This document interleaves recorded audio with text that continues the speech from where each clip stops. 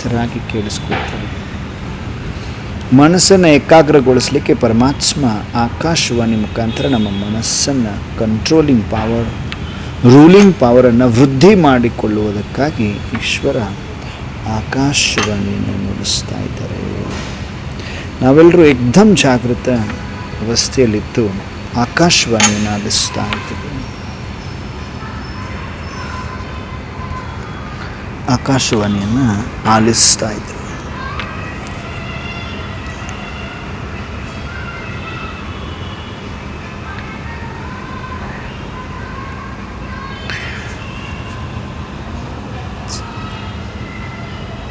ಸ್ವಲ್ಪ ಹಳೆಯ ಬಹಳ ಕಾಲದ ಅಥವಾ ವರ್ಷಗಳ ಹಿಂದೆ ಹೇಗೆ ಇಂಚರ ರಾಜಕುಮಾರಿಯವರ ಒಂದು ರಾಜ್ಯ ಇತ್ತು, ಹಾಗೆ ಪರ್ವತಗಳ ಒಂದು ಮಧ್ಯದಲ್ಲಿ ಇನ್ನೊಂದು ಸುಂದರವಾದ ರಾಜ್ಯ ಇರ್ತದೆ. ಆ ರಾಜ್ಯದ ಹೆಸರು ಸತ್ಯಪುರ ಅಂತ. ರಾಜ್ಯದ ಹೆಸರೇನು? ಸತ್ಯಪುರ ಅಂತ. ಆ ರಾಜ್ಯದ ರಾಜ ಬರೀ ರಾಜ್ಯವನ್ನು ಆಳುವಂಥವ್ರು ಇರುವುದಿಲ್ಲ, ಪ್ರತಿಯೊಬ್ಬರ ಹೃದಯವನ್ನೂ ಕೂಡ ರೂಪುಗೊಳಿಸುವಂತಹ ಮಹಾನ್ ಗುರುವಾಗಿರ್ತಾರೆ ರಾಜರು. ಬರೀ ರಾಜ್ಯವನ್ನು ಆಳುವಂಥವ್ರು ಇರುವುದಿಲ್ಲ, ಅವರು ಪ್ರತಿಯೊಬ್ಬ ಜನಗಳು ಯಾರೆಲ್ಲ ಇರ್ತಾರೆ ಅವ್ರ ರಾಜ್ಯದಲ್ಲಿ, ಅವ್ರ ಹೃದಯವನ್ನು ಕೂಡ ರೂಪುಗೊಳ್ಳುವಂಥ ಮಹಾನ್ ಗುರು ಆಗಿರ್ತಾರೆ. ಜನರೆಲ್ಲ ಅವ್ರನ್ನ ಪ್ರೀತಿಯ ರಾಜ, ಪ್ರಿಯ ರಾಜ ಅಂತ ಕರಿತಾ ಇರ್ತಾರೆ. ಏನಂತ ಕರಿತಾ ಇರ್ತಾರೆ? ಪ್ರೀತಿಯ ರಾಜ, ಪ್ರಿಯ ರಾಜ ಅಂತ.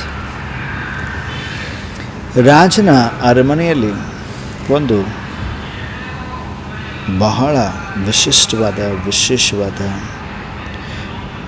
ಒಂದು ವಿದ್ಯಾಲಯ ಇರ್ತದೆ. ಆ ವಿದ್ಯಾಲಯದಲ್ಲಿ ಬರೀ ರಾಜಕುಮಾರರಷ್ಟೇ ಅಲ್ಲ, ಸಾಮಾನ್ಯರೆಲ್ಲ ಹೊರಗಡೆ ಇರ್ತಾರಲ್ಲ ಅವ್ರ ಮಕ್ಕಳು ಕೂಡ, ಹೊರಗಡೆ ಸಾಹುಕಾರ ಮಕ್ಕಳು ಕೂಡ, ಬಡ ಮಕ್ಕಳು ಕೂಡ, ಎಲ್ಲರೂ ಆ ವಿದ್ಯಾಲಯದಲ್ಲಿ ಓದ್ಲಿಕ್ಕೆ ಬರ್ತಾ ಇರ್ತಾರೆ. ಎಲ್ಲರೂ ಒಂದೇ ಥರ ಓದ್ತಾ ಇರ್ತಾರೆ. ಯಾರ್ಯಾರು? ಬರೀ ರಾಜಕುಮಾರರಷ್ಟೇ ಅಲ್ಲ, ಸಾಮಾನ್ಯ ಮಕ್ಕಳು ಅಲ್ಲ, ಶ್ರೀಮಂತ ಮಕ್ಕಳು ಅಷ್ಟೇ ಅಲ್ಲ, ಬಡ ಮಕ್ಕಳು ಎಲ್ಲರೂ ಒಂದೇ ರೀತಿ ಓದ್ತಾ ಇರ್ತಾರೆ. ರಾಜನ ಅರಮನೆಯಲ್ಲಿ ಇದ್ದಂತಹ ಒಂದು ವಿಶೇಷ ವಿದ್ಯಾಲಯದಲ್ಲಿ ಎಲ್ಲರೂ ಒಂದೇ ರೀತಿ ಓದ್ತಾ ಇರ್ತಾರೆ. ಇವರು ಇಂಥವ್ರು ಅಂತ ವಿಂಗಡಣೆ ಇರುವುದಿಲ್ಲ. ವಿಶೇಷ ಸ್ಥಾನ ಸಪ್ರೇಟಾಗಿ ಇಂಥವ್ರು ಕೊಡಬೇಕು, ರಾಜನ ಮಕ್ಕಳಿಗೆ ಕೊಡಬೇಕು, ಸಾಹುಕಾರ ಮಕ್ಕಳಿಗೆ ಕೊಡಬೇಕು, ಶ್ರೀಮಂತ ಮಕ್ಕಳಿಗೆ ಕೊಡಬೇಕು ಅಂತ ವಿಂಗಡಣೆ ಭೇದ ಭಾವ ಇರುವುದಿಲ್ಲ. ಎಲ್ರಿಗೂ ಸೇಮ್ ಸ್ಥಾನ ಇರ್ತದೆ. ಒಬ್ಬರೇ ಗುರು, ಸೇಮ್ ಒಂದೇ ಪಾಠ, ಒಂದೇ ಆಹಾರ ಕೊಡ್ತಾ ಇರ್ತಾರೆ, ಒಂದೇ ಅಷ್ಟೇ ಪ್ರೀತಿ.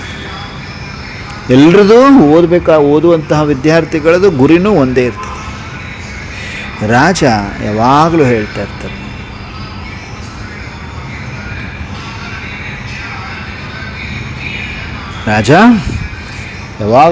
ಇರ್ತಾರೆ, ನಿಮ್ಮಲ್ಲಿ ಪ್ರತಿಯೊಬ್ಬರು ದೇವತೆಗಳ ಥರ ಸಂಪೂರ್ಣರಾಗಬಹುದು, ನಾನು ಎಲ್ರಿಗೂ ಒಂದೇ ಅವಕಾಶ ಕೊಡ್ತೇನೆ ಅಂತ ಹೇಳ್ತಾರೆ. ಎಲ್ಲ ಮಕ್ಕಳು ಬಹಳ ಪ್ರೀತಿಯಿಂದ ಖುಷಿಯಿಂದ ಓದಲಿಕ್ಕೆ ಶುರು ಮಾಡ್ತಾರೆ. ಅನುಭವ ಮಾಡಿರಿ, ಆಕಾಶವಾಣಿಯನ್ನು ಆಲಿಸ್ತಾ ಇದ್ದೀವಿ ಏಕಾಗ್ರತೆಯಿಂದ, ಏಕರಸ ಸ್ಥಿತಿಯಲ್ಲಿ, ಪರಮಾತ್ಮ ಸಾನ್ನಿಧ್ಯದಲ್ಲಿ, ಸೂಕ್ಷ್ಮವತನದಲ್ಲಿ ನಾವೆಲ್ಲ ವ್ಯಕ್ತಪಡಿಸ್ತಿಗಳು ಆಕಾಶವಾಣಿಯನ್ನು ಆಲಿಸ್ತಾ ಇದ್ದೀವಿ.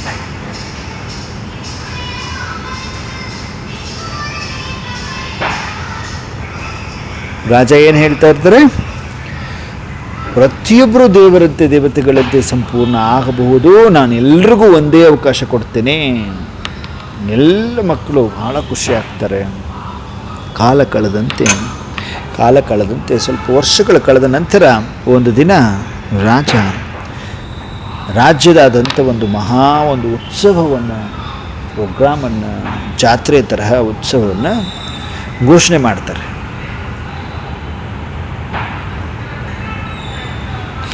ಆ ದಿನ ಆ ರಾಜ್ಯದ ಮಧ್ಯಭಾಗದಲ್ಲಿ ಹೊಸ ಹೊಸ ದೇವಾಲಯಗಳನ್ನು ಕೂಡ ಉದ್ಘಾಟನೆ ಮಾಡಲಾಗ್ತಾ ಇತ್ತು.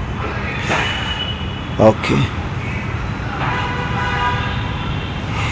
ಆ ಚಿತ್ರ ಅಂತ ಒಬ್ಬ ಕುಮಾರಿ ಆ ಉತ್ಸವಕ್ಕೆ ಬರ್ತಾರೆ, ಆ ಪ್ರೋಗ್ರಾಮ್, ಆ ಫಂಕ್ಷನ್, ಆ ಒಂದು ಜಾತ್ರೆಗೆ ಬರ್ತಾರೆ, ನೋಡ್ತಾರೆ. ಕೆಲವು ದೇವಾಲಯ, ಅಲ್ಲಿ ಏನು ಟೆಂಪಲ್ ಇರ್ತವೆ, ಮಂದಿರಗಳು ಬಹಳ ಬಹಳ ಭವ್ಯವಾಗಿರ್ತವೆ. ಅಲ್ಲಿ ಪ್ರತಿದಿನ ಸಾವಿರಾರು ಜನರು ಬಂದು ಪೂಜೆ ಮಾಡ್ತಾ ಇರ್ತಾರೆ. ಅಲ್ಲಿ ದೇವರುಗಳ ಹಾಡುಗಳು, ಭಕ್ತಿಗೀತೆಗಳು, ಸಂಗೀತ, ಮತ್ತು ಆ ಟೆಂಪಲ್ಗೆಲ್ಲ ಹೂಗಳ ಅಲಂಕಾರ, ಮತ್ತು ದೀಪವನ್ನು ಹಚ್ಚಿರ್ತಾರೆ. ದೀಪಗಳ ಒಂದು ಬೆಳಕಿರ್ತದೆ. ಭಕ್ತರು ಎಷ್ಟು ಮಗ್ನಾಗಿರ್ತಾರೆ ಅಂದರೆ ಕಣ್ಣೀರಿಂದ ಭಕ್ತಿ ಮಾಡ್ತಾ ಇರ್ತಾರೆ, ಕಣ್ಣೀರಿಟ್ಟು ಭಕ್ತಿ ಮಾಡ್ತಿರ್ತಾರೆ. ಬಹಳ ಅದ್ಭುತವಾಗಿರ್ತದೆ ದೃಶ್ಯ ನೋಡಲಿಕ್ಕೆ. ಆದರೆ ಸ್ವಲ್ಪ ದೂರದಲ್ಲಿ ಇನ್ನೂ ಅನೇಕ ಚಿಕ್ಕ ಚಿಕ್ಕ ದೇವಾಲಯ ಇರ್ತವೆ. Attention please. ಇಷ್ಟೊತ್ತು ನಮ್ಮ ಚಿತ್ರ ಕುಮಾರಿ ಉತ್ಸವಕ್ಕೆ ಬಂದಿದ್ದಾರೆ. ಉತ್ಸವ ನಡೀತಾ ಇದೆ ರಾಜ್ಯದ ಮಧ್ಯಭಾಗದಲ್ಲಿ. ಹೊಸ ಹೊಸ ದೇವಾಲಯಗಳ ಒಂದು ಉತ್ಸವ ನಡೀತಾ ಇದೆ. ಉತ್ಸವವನ್ನು ನೋಡಲಿಕ್ಕೆ ಚಿತ್ರ ಕುಮಾರಿ ಬಂದಿದ್ದಾರೆ. ಕೆಲವು ದೇವಾಲಯಗಳು ಬಹಳ ಭವ್ಯ, ದೊಡ್ಡದಾಗಿದೆ, ಬೃಹತ್ ಆಕಾರದಲ್ಲಿ. ಎವ್ರಿ ಡೇ ಸಾವಿರಾರು ಜನರು ಬಂದು ಪೂಜೆ ಮಾಡ್ತಾ ಇದ್ದಾರೆ. ಮ್ಯೂಸಿಕ್ ಇದೆ, ಭಕ್ತಿ, ಗಾಯನ, ಹೂಗಳಿಂದ ಅಲಂಕೃತಗೊಂಡಿದೆ ಮಂದಿರಗಳು, ದೀಪಗಳ ಬೆಳಕು, ಭಕ್ತರ ಒಂದು ಕಣ್ಣೀರಿನ ಒಂದು ಭಕ್ತಿ ಬಹಳ ಅದ್ಭುತವಾಗಿರ್ತದೆ. ಸ್ವಲ್ಪ ದೂರದಲ್ಲಿ ಇನ್ನೂ ಅನೇಕ ಚಿಕ್ಕ ಸಣ್ಣ ದೇವಾಲಯ, ಟೆಂಪಲ್ಸ್, ಮಂದಿರಗಳು ಇರ್ತವೆ. ಅಲ್ಲಿ ಜನರು ಕೆಲವೊಮ್ಮೆ ಮಾತ್ರ ಬರ್ತಾ ಇರ್ತಾರೆ. ಚಿಕ್ಕ ಟೆಂಪಲ್ ಅಲ್ವಾ, ಕೆಲವೊಮ್ಮೆ ಮಾತ್ರ ಬರ್ತಾ ಇರ್ತಾರೆ. ಇನ್ನಷ್ಟು ದೂರದಲ್ಲಿ ಸಾವಿರಾರು ಅಂದರೆ ಸಾವಿರಾರು ಸಾಲಿಗ್ರಾಮ ಅಲ್ಲಿ ಇಟ್ಟಿರ್ತಾರೆ. ಚಿಕ್ಕ ಪುಟಾಣಿ ಈಶ್ವರಲಿಂಗು ಇಟ್ಟಿರ್ತಾರೆ, ಸಾಲಿಗ್ರಾಮಗಳನ್ನ ಇಟ್ಟಿರ್ತಾರೆ. ಅವುಗಳಿಗೂ ಕೂಡ ಗೌರವ ಕೊಡ್ತಾ ಇದ್ರು. ಆದರೆ ಆ ಒಂದು ಬೃಹತ್ ಆಕಾರದ ಭವ್ಯ ದೇವಾಲಯಗಳು ಎಷ್ಟು ಅಲಂಕೃತವಾಗಿರ್ತವೆ, ಇವುಗಳಿಗೆ ಅಷ್ಟು ಬೆಲೆ ಇಲ್ಲ, ಅಷ್ಟು ವ್ಯಾಲ್ಯೂ ಇರಲಿಲ್ಲ. ಚಿತ್ರ ಕುಮಾರಿ ಮನಸ್ಸಲ್ಲಿ ಒಂದು ಪ್ರಶ್ನೆ ಬರ್ತದೆ. ಆವಾಗ ಕುಮಾರಿ ರಾಜರ ಹತ್ರ ಹೋಗ್ತಾರೆ. ರಾಜರ ಹತ್ರ ಹೋಗಿ, ರಾಜನೇ, ನಾವೆಲ್ಲರೂ ನಿಮ್ಮ ಶಾಲೆಯಲ್ಲಿ ಓದಿದ್ದೇವೆ, ನಿಮ್ಮ ವಿದ್ಯಾಲಯದಲ್ಲಿ ಓದ್ದವ್ರು ನಾವೆಲ್ಲ, ನೀವೆಲ್ಲರೂ ಸಮಾನವಾಗಿ ಪ್ರೀತಿ ಮಾಡ್ತೀರಿ, ಹಾಗಾದರೆ ಈ ವ್ಯತ್ಯಾಸ ಯಾಕೆ ಅಂತ ಕುಮಾರಿ ಚಿತ್ರ ಹೋಗಿ ರಾಜನನ್ನು ಕೇಳ್ತಾರೆ.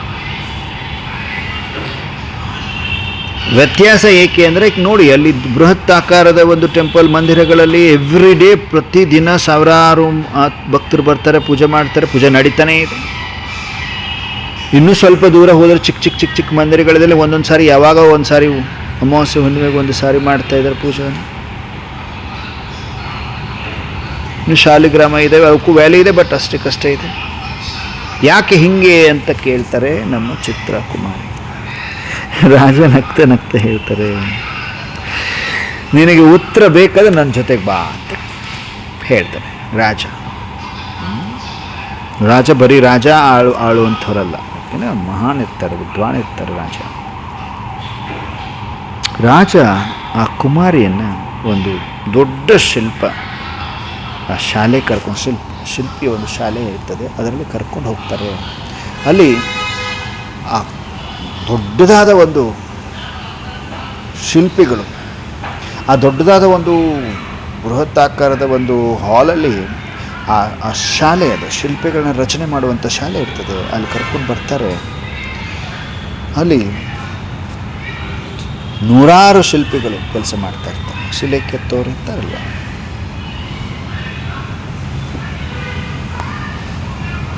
ಆದರೆ ಒಂದೇ ಬೆಟ್ಟದಿಂದ ಆ ಕಲ್ಲುಗಳನ್ನ ತಂದಿರ್ತಾರೆ, ಬಿಳಿಯಾದ ಕಲ್ಲುಗಳಿರ್ತವೆ. ಒಂದೇ ಬೆಟ್ಟ, ಒನ್ ಪರ್ಟಿಕ್ಯುಲರ್ ಆ ಒಂದು ಬೆಟ್ಟದಿಂದ ತಗೊಂಡು ಬಂದಿರ್ತಾರೆ, ಆ ಕಲ್ಲುಗಳನ್ನ ಕೆತ್ತುತ್ತಾ ಇರ್ತಾರೆ.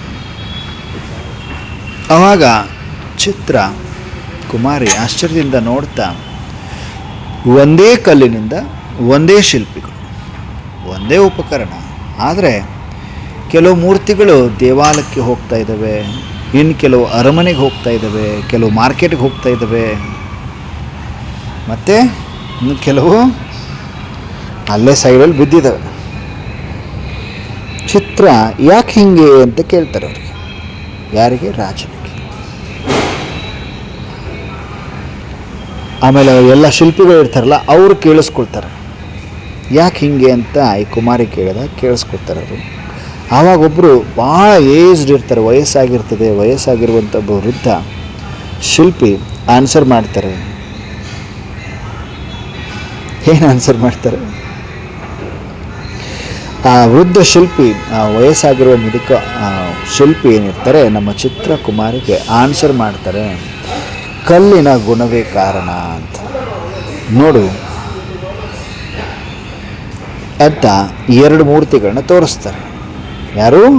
ಒಂದು ವಯಸ್ಸಾಗಿರುವಂತಹ ಶಿಲ್ಪಿ 2 ಮೂರ್ತಿಗಳನ್ನ ಚಿತ್ರ ಅವರಿಗೆ ತೋರಿಸ್ತಾರೆ. ಮೊದಲನೇದು ಬಹಳ ಸಂಪೂರ್ಣ ಸ್ಟೇಜ್ ಬಂದಿತ್ತು. ಸಂಪೂರ್ಣ ಸ್ಟೇಜ್ ಅಂದರೆ ಆ ಮುಖದಲ್ಲಿ ಒಂದು ದಿವ್ಯ ಕಾಂತಿ ಕಾಣಿಸ್ತಾ ಇತ್ತು, ಆ ಒಂದು ಚೆಹರೆಯಲ್ಲಿ. ಆ ಕಣ್ಣುಗಳಲ್ಲಿ ಕರುಣೆ, ದಯೆ ಕಾಣಿಸ್ತಾ ಇತ್ತು, ಕೈಗಳಲ್ಲಿ ಆಶೀರ್ವಾದ, ಆಮೇಲೆ ಪಾದದಲ್ಲಿ ಆ ಒಂದು ಸ್ಥಿರತೆ ಇತ್ತು. ಎಲ್ಲವೂ ಕಂಪ್ಲೀಟ್ ಸಂಪೂರ್ಣವಾಗಿತ್ತು ಒಂದಿಷ್ಟು.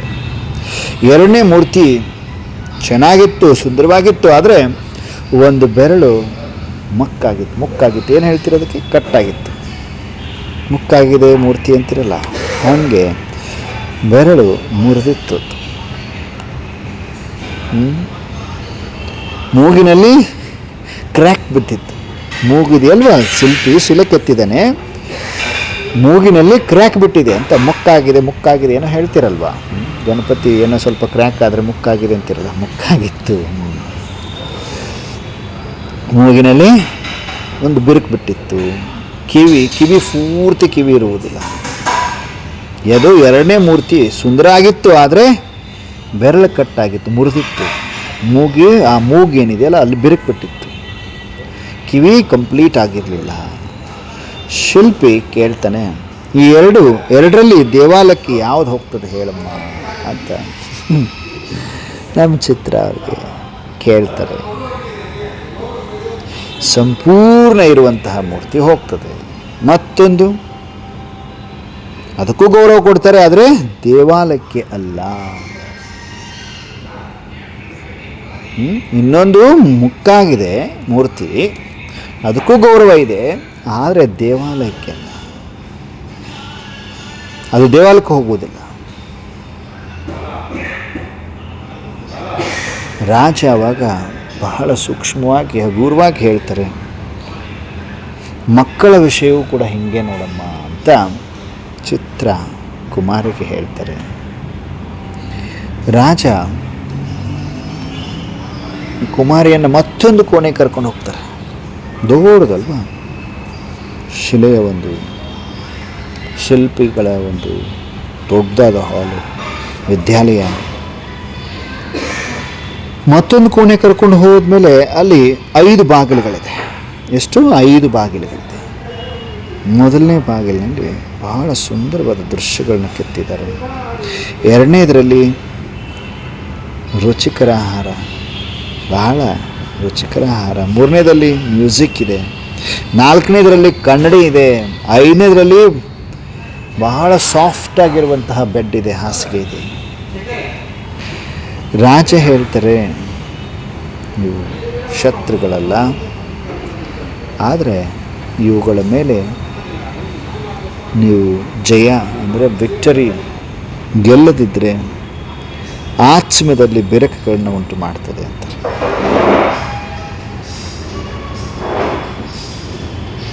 ಏನಾಗ್ತದೆ ಅಂದರೆ ಇಲ್ಲಿ ಆ ಸುಂದರವಾದ ದೃಶ್ಯಗಳಿಗೆ ಒಬ್ಬ ವಿದ್ಯಾರ್ಥಿ ಸೋತು ಬಿಡ್ತಾನೆ, ಇನ್ನೊಬ್ಬನು ಆಹಾರದ ರುಚಿಗೆ ಸೋಲ್ತಾನೆ, 3ನೇದವನು ಆ ಒಂದು ಪ್ರಶಂಸೆಗೆ ಸೋಲ್ತಾನೆ, 4ನೇದವನು ಆಲಸ್ಯಕ್ಕೆ ಸೋಲ್ತಾನೆ, 5ನೇದವನು ಅಹಂಕಾರಕ್ಕೆ ಸೋಲ್ತಾನೆ.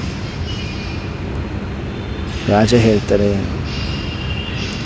ಒಂದೇ ಒಂದು ದುರ್ಬಲತೆ ಸಾಕು ನಿಮ್ಮ ಸಂಪೂರ್ಣತೆಯನ್ನು ಕಳೆದುಕೊಳ್ಳಿಕ್ಕೆ. ನೋಡಿ, ಒಂದು ಸ್ವಲ್ಪ ಕ್ರ್ಯಾಕ್ ಆಗಿದೆ, ದೇವಾಲಯಕ್ಕೆ ಲೈಕ್ ಇಲ್ಲ ಅಂತಾರೆ. ಬಾಗಿಲುಗಳಲ್ಲೂ ನೋಡು ಎಷ್ಟು ಆಕರ್ಷಣೆ ಇದೆ. ಸ್ವಲ್ಪ ಒಂದೇ ಒಂದು ವೀಕ್ನೆಸ್ ಇದ್ದರೂ ಸಾಕು, ನೀವು ಸಂಪೂರ್ಣ ಬ್ರಹ್ಮಬಾಬರವ್ರ ಸಮಾನ. ಆ ಸಂಪೂರ್ಣತೆಯನ್ನು ಕಳೆದುಕೊಳ್ಳಿಕ್ಕೆ ಒಂದೇ ಒಂದು ನಿರ್ಬಲತೆ, ಒಂದೇ ಒಂದು ದುರ್ಬಲತೆ, ಒಂದೇ ಒಂದು ವೀಕ್ನೆಸ್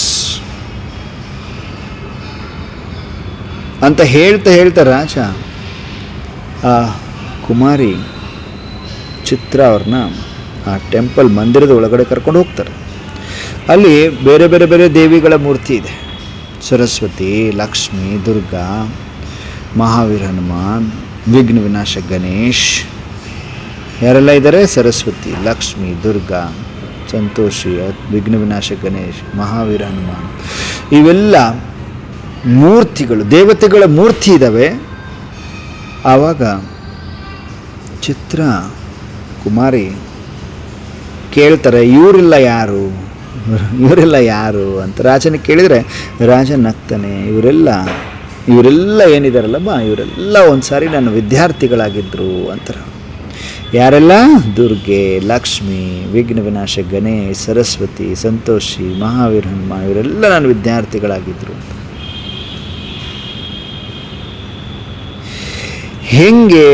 ಇವ್ರು ಹೆಂಗೆ ಸರಸ್ವತಿ ಆದರು ಅಂತ ಕೇಳ್ತಾರೆ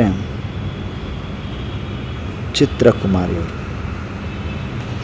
ಯಾರು ಜ್ಞಾನವನ್ನು ಸಂಪೂರ್ಣವಾಗಿ ಜೀವನದಲ್ಲಿ ತೋರಿಸಿದ್ರು, ಪ್ರಾಕ್ಟಿಕಲ್ ತೋರಿಸಿದ್ರು, ಅವರು ಸರಸ್ವತಿ ಆದರು. ಯಾರು ಭಯವನ್ನು ಗೆದ್ದರು, ಭಯ ಅನ್ನೋದನ್ನು ಗೆದ್ದರು, ಅವರು ದುರ್ಗೆಯರಾದರು. ಯಾರು ಇನ್ನಿತರರಿಗೆ ಕೊಡುವುದನ್ನೇ ಜೀವನವನ್ನಾಗಿ ಮಾಡಿಕೊಂಡ್ರು, ಅವರು ಲಕ್ಷ್ಮಿಯಾದರು. ಯಾರು ಪ್ರತಿಯೊಂದು ವಿಘ್ನವನ್ನು ನಗ್ತಾ ದಾಟಿದರು, ಅವರು ವಿಘ್ನ ವಿನಾಶ ಗಣೇಶ ಆದರು. ಜನರು ಅವರ ದೇಹವನ್ನು ಪೂಜಿಸುವುದಿಲ್ಲ, ಅವರ ಗುಣಗಳನ್ನು ಪೂಜಿಸ್ತಾರೆ ಅಂತ ಚಿತ್ರ ಕುಮಾರಿಗೆ ರಾಜ ಹೇಳ್ತಾರೆ. ಆಮೇಲೆ ಈ ಪಾಠ ಕಲಿಸ್ತಾ ಇದ್ದಾರೆ ಒಂದೊಂದು ಸ್ಟೆಪ್ ಬೈ ಸ್ಟೆಪ್ ಕುಮಾರಿಗೆ. ಆಮೇಲೆ ಚಿತ್ರ ಕುಮಾರಿಯನ್ನು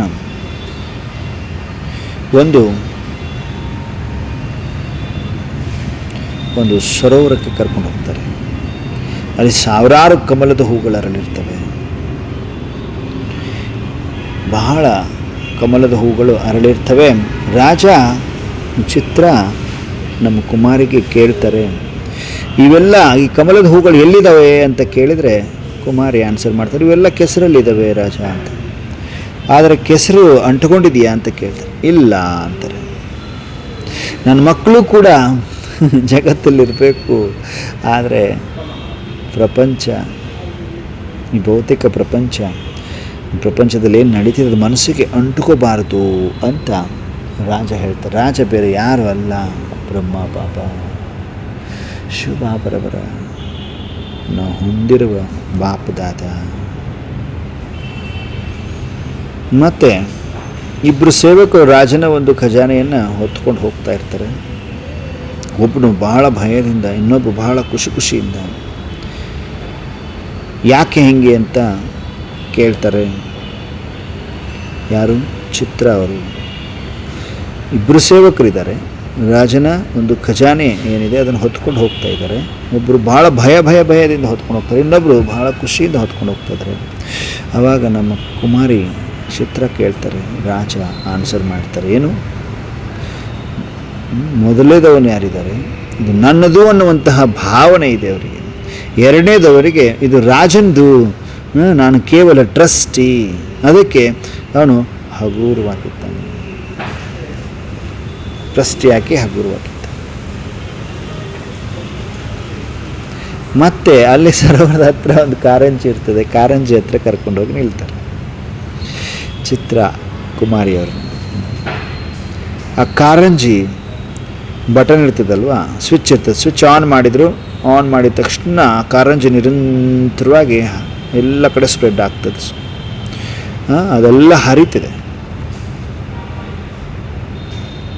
ಹಾಗೆ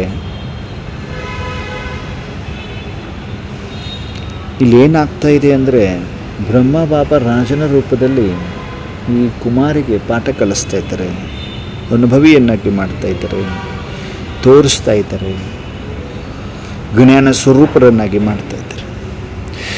ಈಗ ರಾಜ ಹೇಳ್ತಾರೆ, ಮೊದಲಿಗೆ ಪ್ರಯತ್ನ ಅನ್ನೋದು ಇಂಪಾರ್ಟೆಂಟು, ಪ್ರಯತ್ನ ಮಾಡಬೇಕು, ನಂತರ ಅಭ್ಯಾಸ ಮಾಡಿರಿ, ಕೊನೆಗೆ ಆ ಒಂದು ಸ್ಮೃತಿ ಅನ್ನೋದೇನಿದೆ ಬೈ ಡಿಫಾಲ್ಟ್ ಸ್ವತಃವಾಗಿ ನಡೀತಾ ಹೋಗ್ತದೆ ಅಂತಾರೆ. ಆಮೇಲೆ ಚಿತ್ರಕುಮಾರಿಯರನ್ನ ರಾಜ ಅರಮನೆ ಎತ್ತರದ ಗೋಪುರಕ್ಕೆ ಕರ್ಕೊಂಡು ಹೋಗ್ತಾರೆ. ಎಲ್ಲಿ ಎತ್ತರವಾದ ಗೋಪುರ ಇರ್ತದೆ. ಏನು ಕಾಣ್ತಿದೆ ಅಲ್ಲಿ ಅಂತ ಕೇಳ್ತಾರೆ. ಇಡೀ ರಾಜ್ಯ ಕಾಣಿಸ್ತಾ ಇದೆ ಅಂತ ಹೇಳ್ತಾರೆ. ಇದು ಯಾರ್ದು ಅಂತ ಕೇಳ್ತಾರೆ. ಇದು ನಂದು ಅಂತ ಹೇಳ್ತಾರೆ.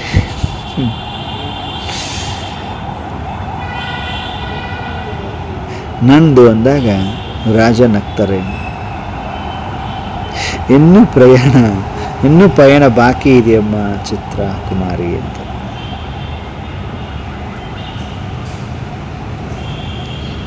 ಇನ್ನೂ ಪಯಣ ಬಾಕಿ ಇದೆ, ಇನ್ನೂ ಜರ್ನಿ ಕಂಪ್ಲೀಟ್ ಆಗಿಲ್ಲ. ಒಂದು ದಿನ ಬರ್ತದೆ, ಎಲ್ಲ ಕಡೆ ನಾನೇ ಕಾಣಿಸ್ತೇನೆ.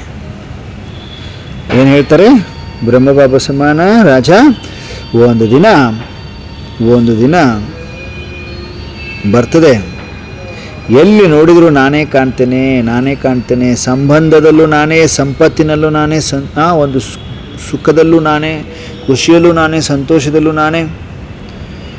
ಆಗ ನಿನಗೆ ಈ ಜಗತ್ತು ಕಾಣಿಸುವುದಿಲ್ಲ. ನಾನು ಮಾತ್ರ ಕಾಣಿಸ್ತೇನೆ.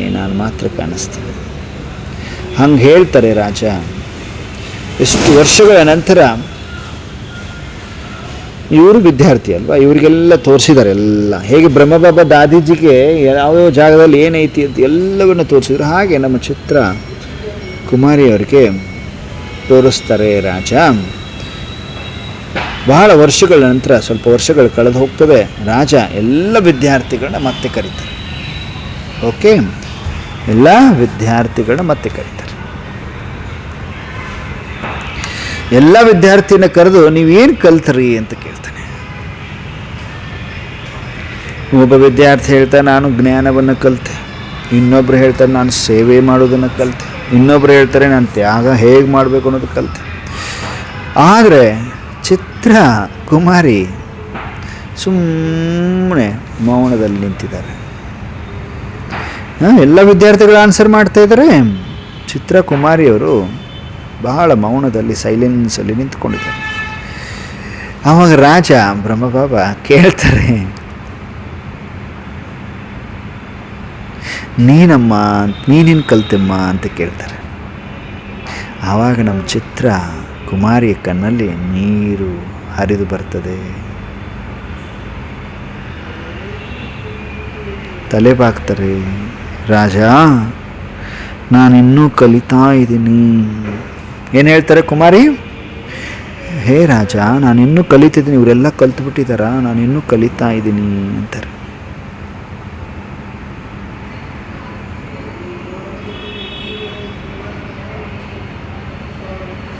ಏನು ಕಲಿತಾ ಇದೆಯಮ್ಮ ಅಂತ ಕೇಳ್ತಾರೆ.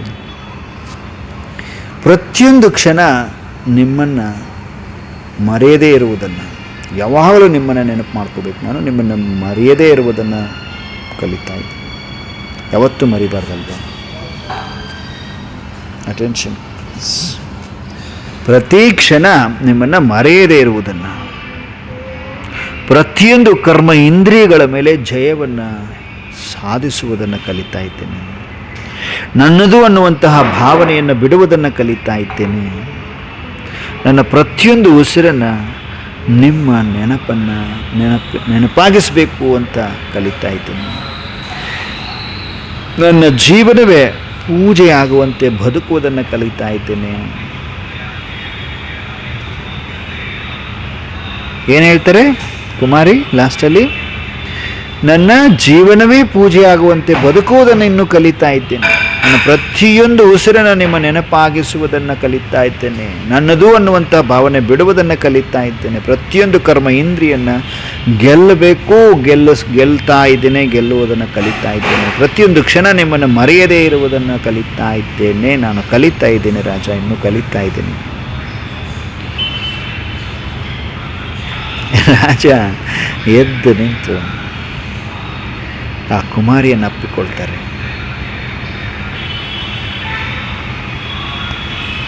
ನೋಡು, ಇಷ್ಟು ವಿದ್ಯಾರ್ಥಿಗಳಿದ್ದಾರೆ ಕುಮಾರಿ, ಇವತ್ತು ನೀನು ಆನ್ಸರ್ ಮಾಡಲಿಲ್ಲ, ಆದರೆ ನೀನೇ ಒಂದು ಆನ್ಸರ್ ಆಗಿಬಿಟ್ಟೆ ಅಂತ ಹೇಳ್ತಾರೆ.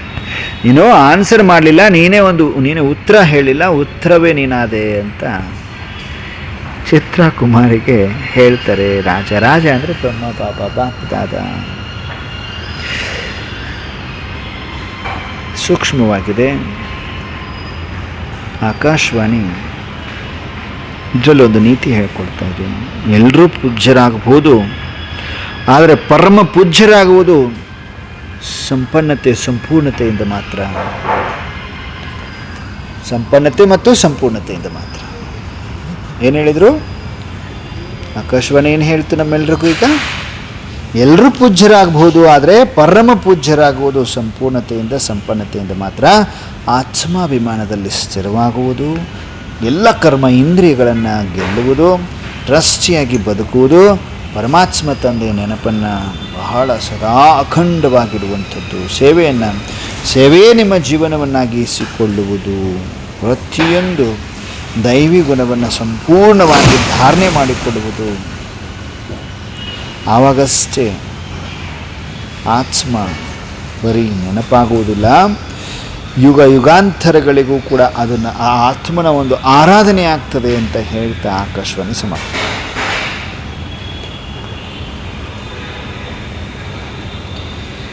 आकाशवाणी समाप्ति। एक ही पढ़ाई द्वारा नंबर पूज्य पद पाने का गुह्य रहस्य ಬಗ್ಗೆ ಬಾಬಾ ನಮ್ಮೆಲ್ಲರಿಗೂ ತಿಳಿಸ್ತಾ ಇದ್ದಾರೆ. ಬಾಬಾ ಮುಗುಳ್ನಾಗ್ತಾ ಇದ್ದಾರೆ. ಕೆಲವು ಮಕ್ಕಳಿಗೆ ಅರ್ಥ ಆಯಿತು, ಕೆಲವು ಮಕ್ಕಳಿಗೆ ಇನ್ನೂ ಅರ್ಥ ಆಗಲಿಲ್ಲ. ಬಾಬಾ ಎಲ್ಲ ಮಕ್ಕಳ ಅಟೆನ್ಷನನ್ನು ಮರಳಿ ಸೆಳೀತಾ, एक ही पढ़ाई द्वारा नंबरवार पूज्य पद पाने का गुह्य रहस्य. ಬಾಬಾ ಒಂದೇ ಓದಿನ ಮುಖಾಂತರ ನಂಬರ್ವಾರ್ ಪೂಜ್ಯ ಪದವಿಯನ್ನು ಪಡೆಯುವಂತಹ ಗುಹ್ಯವಾದ ರಹಸ್ಯವನ್ನು ಹೇಳ್ಕೊಡ್ತೀನಿ ಮಕ್ಕಳೇ. सृष्टि के आधार मूर्त विश्व परिवर्तक आत्माओं प्रति बाप दादा के उच्चारे हुए महावाक्य. सृष्टिಯ ಆಧಾರ ಮೂರ್ತ ವಿಶ್ವ ಪರಿವರ್ತಕ ಆತ್ಮಗಳ ಪ್ರತಿ बाप दादारವರು उच्चार ಮಾಡಿದ महावाक्य. आज बाप दादा हर आत्मा के पुरुषार्थ करने की कर्म की गति और पुरुषार्थ अनुसार राज्य पद व पूज्य पद की गति जो कि अति रमणीक और गुह्य है वहाँ देख रहे हैं. बाबा ಇವತ್ತು ಡಿಫ್ರೆಂಟ್ ವಾಣಿಯನ್ನು ನುಡಿಸ್ತಾ ಇದ್ದಾರೆ. ಯಾವತ್ತೂ ಕೇಳಿರ್ಲಿಕ್ಕಿಲ್ಲ ತಾವು. ಹಾಗಾಗಿ ಅರ್ಥ ಮಾಡಿಕೊಳ್ಳಲು ಸ್ವಲ್ಪ ಡಿಲೇ ಆಗ್ತಿರಬಹುದು. ಯಾವತ್ತೂ ವಾಣಿ ಕೇಳಿರ್ಲಿಕ್ಕಿಲ್ಲ. ಈ ವಾಣಿ ಅವ್ಯಕ್ತ. ಈ ದಿನ ಬಾಪ್ದಾದ ಪ್ರತಿ ಆತ್ಮನ ಪುರುಷಾರ್ಥ ಮಾಡುವಂತಹ ಕರ್ಮದ ಗತಿ ಮತ್ತು ಪುರುಷಾರ್ಥದ ಅನುಸಾರ ರಾಜ್ಯ ಪದವಿ ಮತ್ತು ಪೂಜ್ಯ ಪದವಿಯ ಗತಿ ಏನು ಆಗಿದೆ, ಅತಿಯಾದ ರಮಣೀಕತೆ ಹಾಗೂ ಗುಹ್ಯ ಆಳವಾಗಿದೆ, ಅದನ್ನು ನೋಡ್ತಾ ಇದ್ದೀನಿ ಅಂದರೆ. जैसे पुरुषार्थ में नंबरवार है वैसे ही पद और पूज्य पद में नंबरवार है. ಇವಾಗ ಲೈನ್ಗೆ ಬರ್ತೀವಿ ಎಲ್ಲರೂ ನಾವು. ಬಾಬಾ ತಿಳಿಸ್ತಾ ಹೋಗ್ತಾನೆ, ಈ ಕ್ಲಾರಿಟಿ ಸಿಗ್ತಾ ಹೋ ಹಿಂಗ ಅಂತ ಎಲ್ರಿಗೂ ಕ್ಲಾರಿಟಿ ಸಿಗುತ್ತೆ. ಓಕೆ, ಬಾಬಾ ಹೇಳ್ತಿದ್ದಾರೆ ಜೈಸೆ ಪುರುಷಾರ್ಥ ಮೇ ನಂಬರ್ವಾರ್ ಹೇ, ಹೇಗೆ ಪುರುಷಾರ್ಥದಲ್ಲಿ ನಂಬರ್ವಾರ್ ಇದ್ದೀರಿ, ವೈಸೆ ಹಿ ಪದ ಔರ್ ಪೂಜ್ಯ ಪದ ಮೇ ನಂಬರ್ವಾರ್ ಹೇ. ಪದ ಪದವಿ ಹಾಗೂ ಪೂಜ್ಯ ಪದವಿ ಅಲ್ಲಿ ನಂಬರ್ವಾರ್ ಇದ್ದೀರಿ.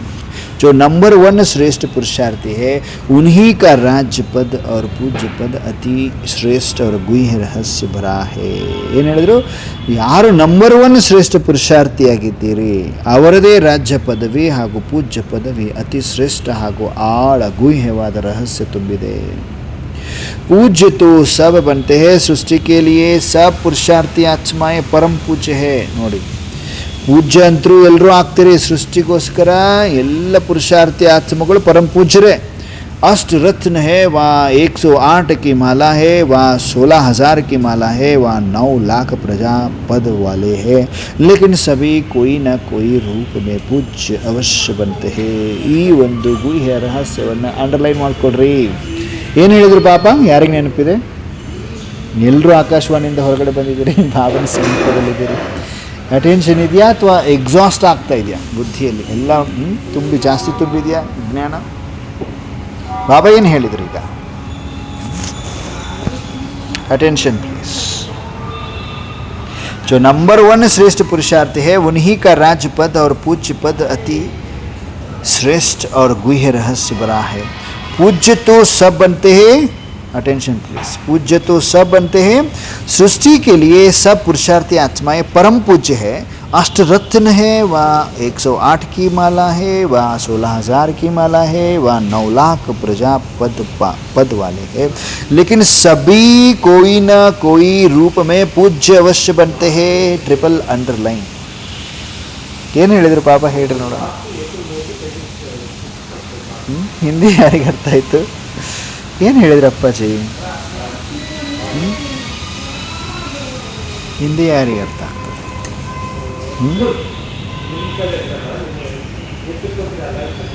ಈಗ ಆ ಕತೆ ಸ್ಲೋ ಆಗಿ ಅರ್ಥ ಆಗ್ತಾ ಹೋಗ್ತದೆ.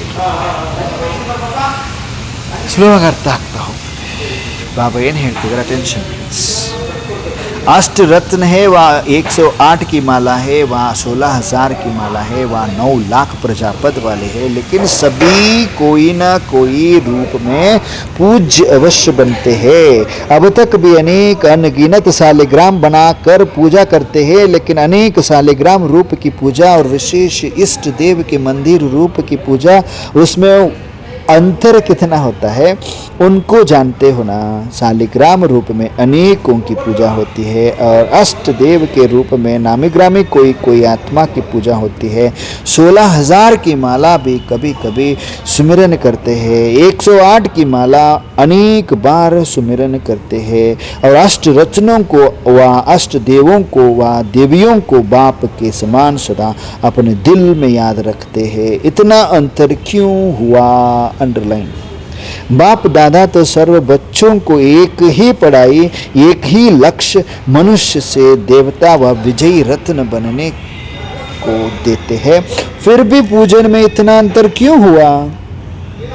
कोई की डबल पूजा अर्थात सालिग्राम रूप में भी और देवी या देवताओं के रूप में भी, कोई की सिर्फ सालिग्राम रूप में माला में मनके के रूप में पूजा होती है. इसका भी क्या रहस्य है? मुख्य कारण है आत्म अभिमानी बनने का लक्ष्य व आत्मिक स्वरूप में स्थित रहने का पुरुषार्थ हर ब्राह्मण आत्मा जन्म से ही करते हैं. ऐसा कोई भी ब्राह्मण नहीं होगा जो आत्म अभिमानी बनने का पुरुषार्थी न हो. ಈ ತರಹ ಯಾವುದೇ ಬ್ರಾಹ್ಮಣ ಇರಲಿಕ್ಕಿಲ್ಲ ಯಾರು ಆತ್ಮಾಭಿಮಾನಿ ಆಗುವಂತಹ ಪುರುಷಾರ್ಥ ಮಾಡಿಲ್ಲ ಅನ್ನೋಕ್ಕೆ ಚಾನ್ಸೇ ಇಲ್ಲ. ಎಲ್ಲರೂ ಮಾಡಿರ್ತೀವಿ. लेकिन निरंतर आत्माभिमानी जिससे कर्म इंद्रियों के ऊपर विजय हो जाए, हर एक कर्म इंद्रिय सत्व प्रदान स्वच्छ हो जाए, इस सब्जेक्ट में अर्थात देह के पुराने संस्कार और संबंध से संपूर्ण मर्जीवा हो जाए, इस पुरुषार्थ में नंबर बनते हैं. कोई पुरुषार्थी की कर्म इंद्रियों पर विजय हो जाती है अर्थात कर्म इंद्रिय जीत बन जाते हैं, और कोई कोई आंख के धोखे में मुख द्वारा अनेक रस लेने के धोखे में, इसी प्रकार कोई न कोई कर्म इंद्रिय के धोखे में आ जाते हैं अर्थात संपूर्ण निर्विकारी सर्व इंद्रिय जीत नहीं बन पाते हैं. इसी कारण ऐसे कर्म इंद्रिय पर हार खाने वाले कमजोर पुरुषार्थियों की ऊंचते ऊंच बाप के बच्चे बनने के कारण, ऊंच बाप के संग के कारण, पढ़ाई और पालना के कारण, विश्व के अंदर श्रेष्ठ आत्माएं होने के कारण आत्मा अर्थात सालिग्राम रूप में पूजे जाते हैं, लेकिन सर्व कर्म इंद्रिय जीत न होने के कारण साकार रूप में देवी और देवता के रूप में पूजा नहीं होती है. संपूर्ण पवित्र न बनने के कारण संपूर्ण निर्विकारी महिमा योग्य देवी व देवता रूप की पूजा नहीं होती है। सदा बाप दादा के दिल तख्त नशीन न बनने के कारण वह सदा दिल में एक दिल लेने वाले बाप की याद व सदा दिल पर दिल वाला की याद नहीं रहती। इसलिए भक्त आत्माएं भी अष्ट देव के रूप में दिल में नहीं समाती। निरंतर याद नहीं तो सदा काल का मंदिर रूप में यादगार भी नहीं तो फर्क पड़ गया ना। सिंगल पूजा और डबल पूजा में कितना अंतर रहा। वहाँ प्रजा का पूजन रूप और वहाँ राज्य पद प्राप्त करने वाले पूजा का रूप, इसमें भी अंतर है ಅಂತಿದ್ದಾರೆ ಅಪ್ಪಾಜಿ. ಏನು ತಿಳಿತು ಹಿಂದಿ ಯಾರಿಗೆ? ಎಲ್ಲರೂ ಹಿಂದಿಯನ್ನು ತಿಳಿದುಕೊಂಡವರೇ ಇದ್ದೀರಿ. ಕಲ್ಪದ ಹಿಂದಿನ ಆತ್ಮಗಳಿದ್ದೀರಿ. ಹಿಂದಿ ಬರಲ್ಲ ಅನ್ಬೇಡ್ರಿ. ಬಾಬಾ ನೋಡ್ತಾ ಇದ್ದಾರೆ. ಎಲ್ಲರೂ ಸ್ವರ್ಗದ ಆತ್ಮಗಳು ತಾನೇ. ಹಿಂದಿ ಬರದೇ ಇರ್ತದ? 100% ಹಿಂದಿ ಬರ್ತದೆ, ಅರ್ಥ ಆಗ್ತಿರ್ತದೆ, ಎಕ್ಸ್ಪ್ಲೇನ್ ಮಾಡ್ಲಿಕ್ಕೆ ಬರ್ತಿರ್ಲಿಕ್ಕಿಲ್ಲ ಅಷ್ಟೇ. ಕರೆಕ್ಟಾ? ಈ ಪಾಯಿಂಟ್ ಕರೆಕ್ಟ್ ಇದೆಯಾ? ಅರ್ಥ ಆಗಿರ್ತದೆ, ಎಕ್ಸ್ಪ್ಲೇನ್ ಮಾಡಲಿಕ್ಕೆ ಆಗ್ತಿರ್ಲಿಕ್ಕಿಲ್ಲ. ಕರೆಕ್ಟಾ? ವಂಡರ್ಫುಲ್. ಕರೆಕ್ಟ್ ಅಲ್ವಾ? ಬಾಬಾ ಏನು ಹೇಳಲಿಕ್ಕೆ ಟ್ರೈ ಮಾಡಿದ್ರು ಇವರು? ಏನು ಹೇಳ್ತಿರ್ಬೇಕು ಇವರು ಅಪ್ಪಾಜಿಯವರು? ಏನು ಹೇಳಿದ್ರು ಇವರು? ಎಲ್ರಿಗೂ ಸ್ವಲ್ಪ ಸ್ವಲ್ಪ ಎಲ್ಲೆಲ್ಲೋ ಟ್ವಿಸ್ಟ್ ಆಗಿದೆ. ಪಾಯಿಂಟ್ಸ್ಗಳ ಅರ್ಥ ಮಾಡ್ಕೊಳ್ಳೋ ಪ್ರಯತ್ನನೂ ಮಾಡ್ತಾ ಇದ್ರಿ. ಅಟೆನ್ಷನ್ ಕಂಪ್ಲೀಟ್ ಇತ್ತು. ಕರೆಕ್ಟ್ ಅಲ್ವಾ? ಪ್ರಯತ್ನ ಮಾಡ್ತಾ ಇದ್ರಿ ತಾನೆ ಎಲ್ಲರೂ. ಬಾಬಾ ಎಲ್ಲರ ಬುದ್ಧಿಯ ಬೀಗವನ್ನು ತೆರೆದಿದ್ದಾರೆ. Attention please. ಅರ್ಥ ಆಗಿರ್ತದೆ ನಿಮಗೆ, ಓನ್ಲಿ ಕನ್ನಡದಲ್ಲಿ ಎಕ್ಸ್ಪ್ಲೇನ್ ಮಾಡಲಿಕ್ಕೆ ಆಗ್ತಿರ್ಲಿಕ್ಕಿಲ್ಲ. ಕರೆಕ್ಟ್ ಅಲ್ವಾ? ಬುದ್ಧಿಯಲ್ಲಿ ಪಕ್ಕ ಇದೆ. ಪಕ್ಕ ಇದೆ ಅಲ್ವಾ? ನೋಡಿಬೇಕಂದ್ರೆ ನೀವು ಹಿಂದಿ ನಿಮ್ಮ ಎದುರುಗಡೆ ಓದಿದ್ರೆ ನಿಮ್ಗೆ ಅರ್ಥ ಆಗಿರ್ತದೆ. ಇದು ಹಿಂಗೆ ಅಂತ ಪ್ರಯತ್ನನೂ ಮಾಡ್ತೀರಿ ಹೇಳಲಿಕ್ಕೆ ನೀವು. ಕರೆಕ್ಟಾ? ಮುದ್ದಾದ ಫರಿಸ್ತೆಗಳನ್ನ ಬಾಬಾ ನೋಡ್ತಾ ಇದ್ದಾರೆ. ಸಮೀಪದ ರಚನೆಗಳನ್ನ ಬಾಬಾ ನೋಡ್ತಾ ಇದ್ದಾರೆ. ಅರ್ಥ ಆಗಿರ್ತದೆ ಪಕ್ಕ. ಹಿಂದಿ ಬರದೇ ಇದ್ರು ಯಾಕೆ ಅರ್ಥ ಆಗ್ತಿದೆ ನಿಮಗೆ ಹೇಳ್ರಿ ನೋಡೋಣ. ನಿಮಗೆ ಹಿಂದಿ ಬರಲ್ಲ ಆದರೂ ಯಾಕೆ ಅರ್ಥ ಆಗ್ತಿದೆ ಹೇಳ್ರಿ. ಓದಿದಾಗ ನಿಮಗೆ ಪಕ್ಕ ಎಲ್ಲೋ ಒಂದು ಪಾಯಿಂಟ್ ಟಚ್ ಆಗ್ತಿರ್ತದೆ ತಾನೆ ನಿಮಗೆ. ಎಲ್ರಿಗೂ ಅರ್ಥ ಆಗಿರ್ತದೆ. ಆದರೆ ನಮ್ಮ ಭಾಷೆ ಹಿಂದಿ, ಸತ್ಯುಗದ ಭಾಷೆ ಹಿಂದಿ. ಯಾಕೆ ಅಂದರೆ ಕುಲಿದವರು ನೀವು, ಅದಕ್ಕೆ ನಿಮಗೆ ಅರ್ಥ ಆಗ್ತದೆ. ಬೇರೆದವ್ರಿಗೆ ಅರ್ಥ ಆಗೋದಿಲ್ಲ. ಬೇರೆದವ್ರಿಗೆ ಅರ್ಥ ಆಗೋದಿಲ್ಲ, ನಿಮಗೆ ಅರ್ಥ ಆಗುತ್ತೆ. ಡೆಫಿನೆಟ್ಲಿ ಆಗಿರ್ತದೆ ನಿಮಗೆ. ನೀವೇನಾದರೂ ಏಕಾಗ್ರತೆಯಿಂದ ಕೇಳಿದ್ರಿ ಅಂದರೆ ಒಂದೊಂದು ಪಾಯಿಂಟ್ ಎಲ್ಲೋ ಒಂದು ಕಡೆ ಟಚ್ ಆಗ್ತಾನೆ ಇರ್ತದೆ, ನಿಮ್ಗೆ ಅರ್ಥ ಆಗ್ತದೆ ಅಷ್ಟೆ. ಸೊ ಬಾಬಾ ಎಲ್ಲ ಬ್ರಾಹ್ಮಣ ಆತ್ಮಾಭಿಮಾನಗಳು ಪ್ರಯತ್ನ ಮಾಡ್ತಾರೆ. ನಿರಂತರ ಆತ್ಮಿಕ ಸ್ಮೃತಿ ಸ್ವರೂಪದಲ್ಲಿ ಸ್ಥಿತರಾಗರು ಮಾತ್ರ ಸಂಪೂರ್ಣ ವಿಜಯ ಆಗ್ತಾರೆ ಅಂತ ಬಾಬಾ. ಇಲ್ಲಿ ಬಾಬಾ ಏನು ಹೇಳಿಕ್ಕೆ ಪ್ರಯತ್ನ ಪಡ್ತಾ ಇದ್ದಾರೆ? ನೀವು ಬ್ರಾಹ್ಮಣರ ಆದ ತಕ್ಷಣ, ಆದ ದಿನದಿಂದಲೇ ನಿಮ್ಮನ್ನು ನೀವೇನು ಅಂದ್ಕೊಂಡ್ರಿ ನೀವು? ನಾನೊಂದು ಆತ್ಮ, ನಾನು ದೇಹ ಅಲ್ಲ. ಇದೆಲ್ಲರಿಗೂ ಗೊತ್ತಾಯ್ತಲ್ವಾ? ಎಲ್ರಿಗೂ ಗೊತ್ತಾಗಿದೆ ಇದು. ಆದರೆ ಬಾಬಾ ಇಲ್ಲಿ ಒಂದು ಕ್ರಾಸ್ ಕ್ವಶನ್ ಕೇಳ್ತಾರೆ ನಮಗೆ. ಪ್ರಶ್ನೆ ಏನಂದರೆ, ಈ ಜ್ಞಾನ ನಾನು ಆತ್ಮ, ನಾನು ದೇಹ ಅಲ್ಲ ಅಂತ ಹೇಳಿದಿರಿ, ಕೇಳಿಸ್ಕೊಂಡಿದ್ದೀರಿ. ಓಕೆನಾ? ಆದರೆ ಬಾಬಾ ಒಂದು ಕ್ರಾಸ್ ಕ್ವಶನ್ ಏನು ಕೇಳಿದ್ರು ನಮ್ಮೆಲ್ರಿಗೂ ಅಂದರೆ, ಈ ಜ್ಞಾನ ಇಡೀ ದಿನ ನಿಮ್ಮ ಜೀವನದಲ್ಲಿ ಇರ್ತದಾ ಅಂತ ಕ್ರಾಸ್ ಕ್ವಶನ್ ಹಾಕ್ಬಿಟ್ರು ಅಪ್ಪಾಜಿ. ನಿಮಗೆ ಗೊತ್ತು ನೀವು ಆತ್ಮ ದೇಹ ಅಲ್ಲ ಅಂತ ನಾಲೆಜ್ ಸಿಕ್ಕಿದೆ. ಆದರೆ ಈ ಜ್ಞಾನ ಇಡೀ ದಿನ ಮಾರ್ನಿಂಗ್ ಅಮೃತ ವೇಳೆಯಿಂದ ರಾತ್ರಿ ಮಲಗೋವರೆಗೂ ಇರ್ತದಾ? ನಾನು ಆತ್ಮ. ಮಾರ್ಕೆಟಲ್ಲಿ ಹೋಗಿದ್ದೀನಿ, ನಾನು ಆತ್ಮ. ಫೋನಲ್ಲಿ ಯಾರ್ದ್ರ ಜೊತೆ ಮಾತಾಡ್ತಾ ಇದ್ದೀನಿ, ಆತ್ಮ. ಉಸಿರು ಹಾಕ್ತಾ ಇದ್ದೀನಿ, ಆತ್ಮ. ಉಸಿರು ಹೋಗ್ತಾ ಇದೆ, ಉಸಿರು ತೆಗೆಯುತ್ತಾ ಇದ್ರಿ, ಆತ್ಮ. ನಾನು ದೇಹ ಅಲ್ಲ. ಆಟ ಆಡ್ತಾ ಇದ್ದೀರಿ, ಊಟ ಮಾಡ್ತಾ ಇದ್ದೀರಿ, ನಡೀತಾ ಇದ್ದೀರಿ, ತಿರುಗಾಡ್ತಾ ಇದ್ದೀರಿ, ಕೆಲಸ ಮಾಡ್ತಾ ಇದ್ದೀರಿ. ನಾನು ಆತ್ಮ. ಇಡೀ ದಿನ ಜೀವನದಲ್ಲಿ ಇರ್ತದಾ ಅಂತ ಕ್ರಾಸ್ ಕ್ವಶನ್ ಹಾಕಿದ್ದಾರೆ ಬಾಬರು. ಅಥವಾ ಕೆಲವೊಮ್ಮೆ ಮಾತ್ರ ನಾನು ಆತ್ಮಾಭಿಮಾನಿ ಸ್ಥಿತಿ, ಮತ್ತೆ ದೇಹಾಭಿಮಾನದಲ್ಲಿ ಬರ್ತೀನ ಚೆಕ್ ಮಾಡಿಕೊಂಡು. ಇಲ್ಲೇ ನಂಬರ್ ಶುರು ಆಗೋದಂತಾರೆ ಬಾಬರು. ನಂಬರ್ ವಾರ್ ಇಲ್ಲೇ ಸ್ಟಾರ್ಟ್ ಆಗುತ್ತೆ ಅಂದ್ರೆ ಬಾಬರು. ನಂಬರ್ ವಾರ್ ಎಲ್ಲಿ ಸ್ಟಾರ್ಟ್ ಆಗುತ್ತೆ? ಈಗ ನೋಡಿ ಬಾಬಾ ಏನು ಹೇಳಿದರು ಮತ್ತೆ, ಕಣ್ಣುಗಳು ಮೋಸ ಮಾಡ್ತದೆ. ಆಂಕ್ ಕಾ ಧೋಖಾ ಅಂದರು ಬಾಬರವರು. ನೆನಪಿಟ್ಕೊಂಡಿದ್ದೀರಿ ಪಾಯಿಂಟ್? ಆಂಕ್ ಕಾ ಧೋಖಾ, ಕಣ್ಣುಗಳು ಮೋಸ ಮಾಡ್ತದೆ.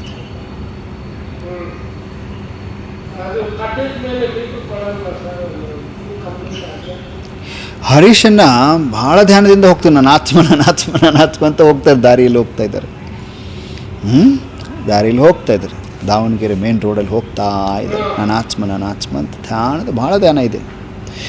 ಹರೀಶನವ್ರು ಹೋಗ್ತಾ ಇದ್ದಾರೆ. ಒಂದು ಭಾಳ ಕಾಸ್ಟ್ಲಿಯೆಸ್ಟ್ ಬೆಂಜ್ ಕಾರ್ ಬರ್ತದೆ. ತಕ್ಷಣ ಯೋಚನೆ ಮಾಡ್ತಾರೆ ಹರೀಶನ, ನನಗೂ ಇಂಥ ಕಾರ್ ಇದ್ದರೆ ಎಷ್ಟು ಚೆನ್ನಾಗಿರ್ತಿತ್ತು ಅಂತ. ನಮ್ಮ ಹರೀಶನ ವಿಚಾರ ಮಾಡ್ತಾರೆ ತಕ್ಷಣ.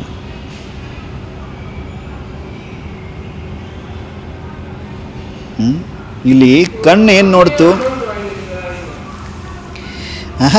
ವಸ್ತುವನ್ನು ನೋಡ್ತು.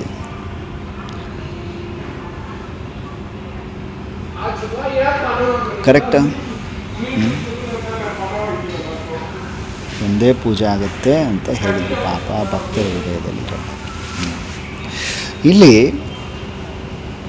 ಯಾರಾದರೂ ವ್ಯಕ್ತಿಯನ್ನು ನೋಡಿ ಅಸೂಹೆ ಅಥವಾ ಆಕರ್ಷಣೆ ಅಥವಾ ನಿಂದನೆ ಅಥವಾ ಕಂಪ್ಯಾರಿಸನ್ ಆರಂಭ ಆಗ್ತದೆ ಅಂದರೆ ಕಣ್ಣು ಏನು ಮಾಡ್ತಿಲ್ಲಿ? ಕಣ್ಣು ನೋಡ್ತು. ಆತ್ಮಿಕ ಸ್ಮೃತಿ ಸ್ವರೂಪದಲ್ಲಿ ಸ್ಥಿರ ಆಗಿದ್ದೆ ಆದರೆ, ಒಂದು ವೇಳೆ ಅವರು ಆತ್ಮಿಕ ಸ್ಮೃತಿ ಸ್ವರೂಪದಲ್ಲಿ ಸ್ಥಿರ ಆಗಿದ್ದರು, ಹೋಗ್ತಾ ಇದ್ರು, ಕಣ್ಣು ಕಾಣಿಸ್ತು, ಬೆಂಚ್ ಕಾರ್, ನನಗೂ ಇಂಥದ್ದಿದ್ರೆ ಚೆನ್ನಾಗಿರ್ತಿತ್ತಲ್ಲ ಅಂತ ಬಂತು. ಕಣ್ಣು ನೋಡ್ತು.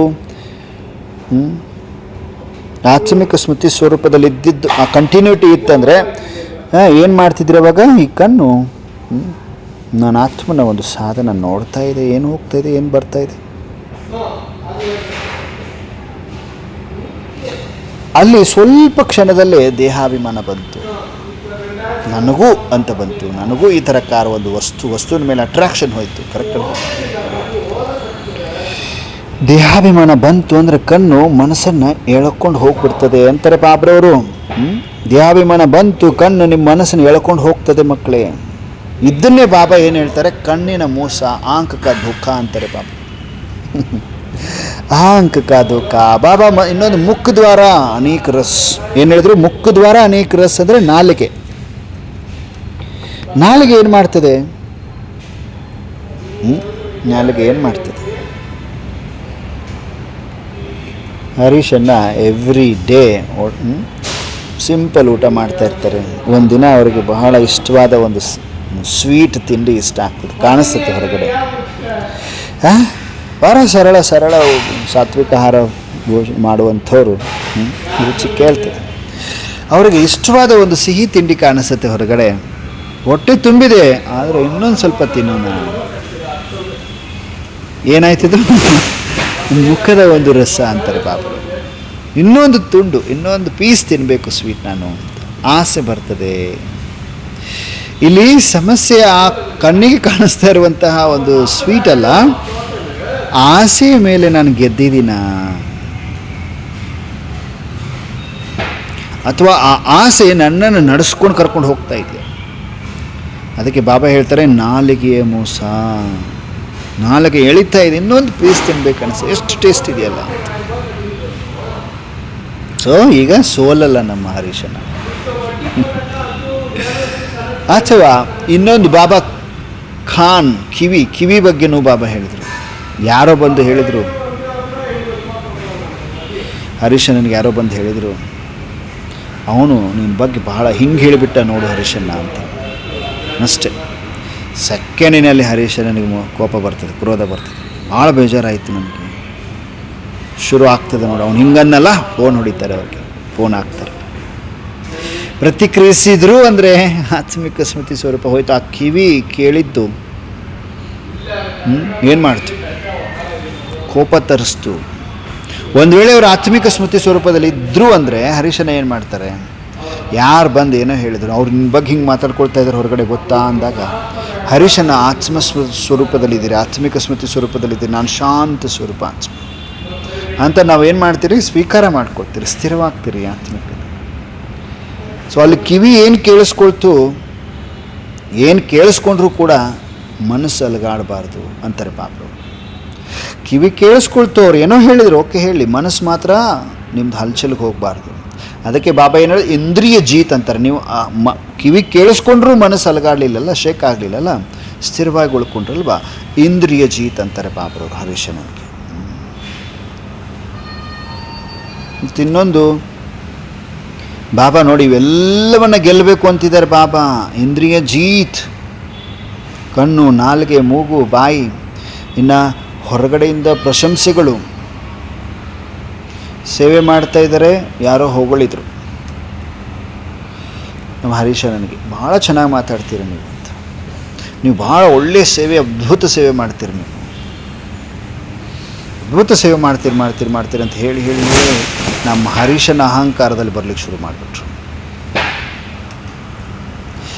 ಅದೇ ಹರೀಶನ ಗೊತ್ತಾಗ್ತಾ, ರಿಯಲೈಸ್ ಆಗ್ತಾ, ಹಾಂ ಇದೆಲ್ಲ ರಾಂಗ್ ಅಲ್ವಾ, ನಾನೇನೋ ಎಕ್ಸ್ಪೆಕ್ಟೇಷನಲ್ಲಿ ಇದ್ದೀನಲ್ವಾ, ಯಾರೋ ಹೊಗಳಿರಂತ ಎತ್ತರಕ್ಕೆ ಹೋಗ್ತಾ ಇದ್ದೀನಲ್ವಾ ಅಂತ ಹರೀಶನ ವಾಪಸ್ ಅವ್ರ ಕರ್ಮ ಇಂದ್ರಿಯಗಳನ್ನು, ಅವರ ಒಂದು ವಿಚಾರ, ಅವರ ಒಂದು ಮನಸ್ಸನ್ನು ಏನು ಮಾಡ್ತಾರೆ, ಸೂಕ್ಷ್ಮವಾಗಿ ಆಮೆ ಥರ ಒಳಗಡೆ ಸಂಕೀರ್ಣ ಮಾಡ್ಕೊಳ್ತಾರೆ, ವಿಚಾರ ಮಾಡ್ತಾರೆ.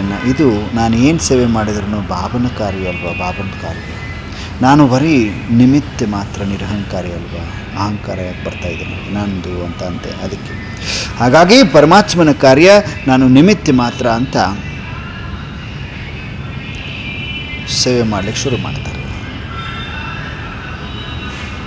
ಅದಕ್ಕೆ ಒನ್ ಟೈಮ್ ದೇಹಾಭಿಮಾನದಲ್ಲಿ ಬಂದಿದ್ರು, ಇನ್ನೊಂದು ಟೈಮ್ ಆತ್ಮಾಭಿಮಾನದಲ್ಲಿ ಬರಬೇಕು ಅನ್ನೋದೇ ಬಾಬನ ಎಕ್ಸ್ಪೆಕ್ಟೇಷನ್.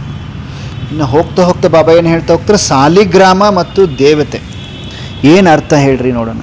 ಸಾಲಿಗ್ರಾಮಕ್ಕೆ ಮತ್ತು ದೇವತೆಗಳಿಗಿರುವ ಅರ್ಥ, ಸಾಲಿಗ್ರಾಮ ಮತ್ತು ದೇವತೆಗಳಿಗಿರುವ ಅರ್ಥ ಭಾಳ ಚೆನ್ನಾಗಿ ಹೋಲಿಕೆ ಮಾಡಿ ಹೇಳ್ತಾರೆ ಬಾಬ್ರವರು. ಸಾಲಿಗ್ರಾಮ ದೇವತೆ,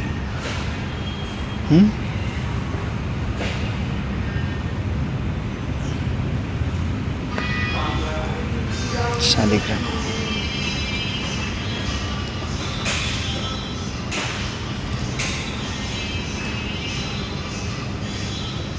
ಪೂಜ್ಯ, ಪರಮ ಪೂಜ್ಯ. ನಾನು ಆತ್ಮ ಅಂತ ಯಾರು ತಿಳ್ಕೊಂಡಿದ್ರೆ ಅವ್ರು ಸಾಲಿಗ್ರಾಮ. Very good. ಪೂಜ್ಯ ಮತ್ತು ಪರಮ ಪೂಜ್ಯ ಬಾಬಾ ಹೇಳಿರೋದು. ಸಾಲಿಗ್ರಾಮ ಬಾಬರವರ ಮಗು ಅಲ್ವಾ, ಅವರು ಬಿಂದು, ನಾನು ಬಿಂದು, ನಾನು ಆತ್ಮ, ಅವರು ಆತ್ಮ. ಆತ್ಮ ಅಂತ ತಿಳ್ಕೊಂಡು ಬಾಬನ ಮಗುವಾಗಿ ಓದ್ತೀರಿ, ಸೇವೆ ಮಾಡ್ತೀರಿ, ಒಳ್ಳೆ ಜೀವನ ನಡೆಸ್ತೀರಿ. ನಡೆಸುವ ಸಮಯದಲ್ಲಿ ಕರ್ಮ ಇಂದ್ರಿಯಗಳ ಮೇಲೆ ನೀವು ಕಂಪ್ಲೀಟ್ ವಿಜಯವನ್ನು ಪ್ರಾಪ್ತಿ ಮಾಡ್ಕೊಳ್ಳಿಲ್ಲ, ಗೆಲ್ಲಲಿಲ್ಲ ಅಂದರೆ, ಕರ್ಮ ಇಂದ್ರಿಯಗಳ ಮೇಲೆ ಯಾರು ವಿಜಯ ಪಡೆಯುವುದಿಲ್ಲ. ಬಾಬಾ ಅದಕ್ಕೊಂದು ಹೇಳ್ತಾ ಇದ್ರು, ನಿಮಗೆ ಗೌರವ ಸಿಗ್ತದೆ ನೀವು, ಯಾಕಂದ್ರೆ ಸಾಲಿಗ್ರಾಮ ನೀವು, ಬಾಬನ ಮಗು, ಪರಮಾತ್ಮ ಮಗು ಆಗಿದ್ದೀರಿ. ಆದರೆ ಕರ್ಮ ಇಂದ್ರಿಯಗಳ ಮೇಲೆ ಎಲ್ಲ ಮಾಡ್ತೀರಿ, ಓದ್ತೀರಿ, ಸೇವೆ ಮಾಡ್ತೀರಿ, ಒಳ್ಳೆ ಜೀವನ ನಡೆಸ್ತೀರಿ, ಆದರೆ ಕರ್ಮ ಇಂದ್ರಿಯಗಳ ಮೇಲೆ ಕರ್ಮೇಂದ್ರಜಿತ್ ಆಗೋರು ಸಾಲಿಗ್ರಾಮ ಹಾಗೂ ಮಂದಿರ ಯೋಗ್ಯ ದೇವತೆ. ನೋಡಿ, ನೀವು ಇಂದ್ರಿಯಗಳ ಮೇಲೆ ಗೆದ್ರಿ, ಇಂದ್ರಿಯಗಳನ್ನ ಗೆದ್ರಿ ಅಂದ್ಕೊಡ್ರಿ. ಗೆಲ್ಲಲಿಲ್ಲ ಅಂದರೆ ಅಷ್ಟೇ, ನಿಮಗೆ ಗೆದ್ರೂ ನಿಮಗೆ ರೆಸ್ಪೆಕ್ಟ್ ಸಿಗ್ತದೆ, ಗೆಲ್ಲದೇ ಇದ್ರೂ ರೆಸ್ಪೆಕ್ಟ್ ಸಿಗ್ತದೆ. ಯಾವಾಗ ನೀವು ಸಾಲಿಗ್ರಾಮ ಆಗಿದ್ದೀರಿ, ಯಾವಾಗ ನೀವು ಆತ್ಮ ಆಗಿದ್ದೀರಿ, ಯಾವಾಗ ಬಾಬನ ಮಗು ಆಗಿದ್ದೀರಿ, ಸೇವೆ ಮಾಡ್ತಾ ಇದ್ದೀರಿ, ಬಾಬಾ ಹೇಳ್ದಂಗೆ ಓದ್ತಾ ಇದ್ದೀರಿ, ಒಳ್ಳೆ ಜೀವನ ನಡೆಸ್ತಾ, ಸಾತ್ವಿಕ ಜೀವನ ನಡೆಸ್ತಾ ಇದ್ದೀರಿ, ನಿಮಗೆ ಗೌರವ ಸಿಗ್ತದೆ. ಆದರೆ ನೀವು ಇಂದ್ರಿಯಗಳ ಮೇಲೆ ಸಂಪೂರ್ಣ ಗೆಲುವನ್ನು ಸಾಧಿಸಿಲ್ಲ ಅಂದರೆ ನೀವು ಬರೀ ಪೂಜ್ಯರು, ಸಂಪೂರ್ಣ ಪರಂ ಪೂಜ್ಯರಲ್ಲ ಅಂತಾರೆ ಬಾಬರು. ಬರೀ ಪೂಜ್ಯರು, ಬರೀ ಪೂಜೆಗೆ ಲೈಕರಿಗೆ ಆಗ್ತಿದ್ರು. ದೇವತೆ ಅಂದರೆ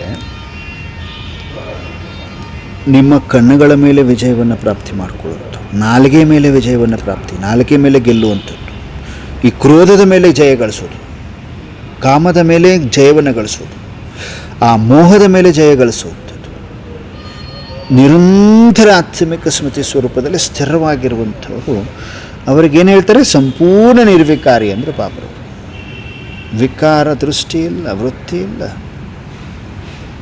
ಸಂಕಲ್ಪ ಇಲ್ಲ, ಸಂಪೂರ್ಣ ನಿರ್ವಿಕಾರಿ.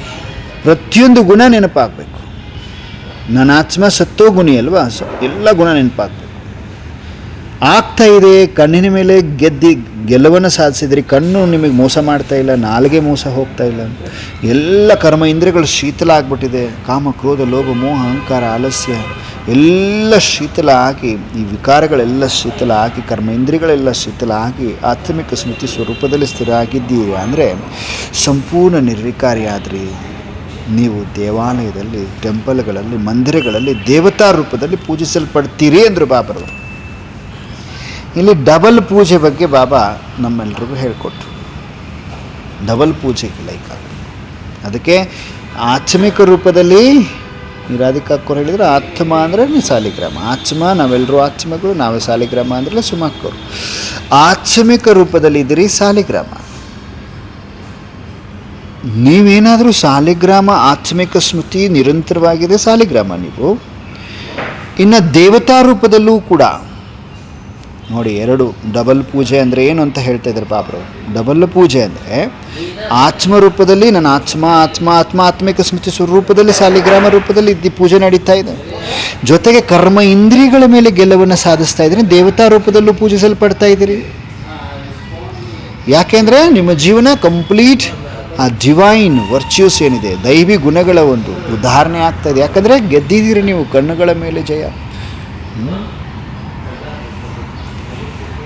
ಸೊ ಡಬಲ್ ಪೂಜೆ ಅಂದರೆ ಆತ್ಮಸ್ವರೂಪ ಅಂದರೆ ಸಾಲಿಗ್ರಾಮ, ಇನ್ನು ಕರ್ಮ ಇಂದ್ರಿಯಗಳ ಮೇಲೆ ಗೆದ್ದಂಥವರು ದೇವತಾ ಸ್ವರೂಪದಲ್ಲೂ ಇದ್ದೀರಿ. ಸೊ ಡಬಲ್ ಪೂಜೆಗೆ ಲೈಕ್ ನೀವು ಅಂತಾರೆ ಪಾಪ.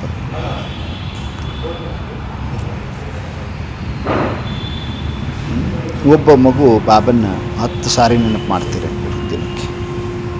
ಇನ್ನೊಬ್ಬರು ಏನೇ ಕೆಲಸ ಮಾಡಲಿ, ಏನೇ ಸಂಕಲ್ಪ ಮಾಡಲಿ, ಏನೇ ನೋಡಲಿ, ಮಾಡಲಿ, ಮಾತಾಡಲಿ, ಬಾಬನ ಜೊತೆಯಲ್ಲೇ ಮಾಡ್ತದೆ. ಅಡುಗೆ ಮಾಡೋದು, ಆಫೀಸ್ಗೆ ಹೋಗೋದು, ಸೇವೆ ಮಾಡೋದು, ಮಾತಾಡುವಾಗ, ನಡೆಯುವಾಗ ಎಲ್ಲದರಲ್ಲೂ ಬಾಬಾ ಬಾಬಾ ಜೊತೆಗಿದ್ದೀರಿ, ಬಾಬಾ ಜೊತೆಗಿದ್ದೀರಿ, ಬಾಬಾ ಜೊತೆಗಿದ್ದೀರಿ ಅಂತೀರಿ. ಓಕೆನಾ? ಬಾಬಾ ಜೊತೆಗಿದ್ದೀರಿ, ಬಾಬಾ ಜೊತೆಗಿದ್ದೀರಿ ಅಂತ ಅಡುಗೆ ಮಾಡುವಾಗ, ಆಫೀಸ್ಗೆ ಹೋಗುವಾಗ, ಸೇವೆಯಲ್ಲಿದ್ದಾಗ, ಮಾತಾಡುವಾಗ, ನಡೀತಾ ಇರುವಾಗ, ಗಾಡಿ ಓಡಿಸುವಾಗ, ತಿರುಗಾಡ್ತಾ ಇರುವಾಗ, ಮಾರ್ಕೆಟಲ್ಲಿ ವೆಜಿಟೇಬಲ್ ತೊಗೊಳ್ಳುವಾಗ, ಪ್ರತಿ ಸಮಯದಲ್ಲಿ ಬಾಬಾ ನನ್ನ ಜೊತೆಗಿದ್ದಾರೆ, ಬಾಬಾ ನನ್ನ ಜೊತೆಗಿದ್ದಾರೆ, ಬಾಬಾ ನನ್ನ ಜೊತೆಗಿದ್ದಾರೆ ಅಂತ ಅನುಭವದಲ್ಲಿ ಬರ್ತಾ ಇದ್ದೀರಿ. ಅಂಥ ಮಕ್ಕಳು ಪರಮಾತ್ಮ ಏನು ಹೇಳ್ತಾರೆ, ನನ್ನ ಹೃದಯ ಸಿಂಹಾಸನದಲ್ಲಿ ಸದಾ ಇರ್ತೀರಿ ನೀವು.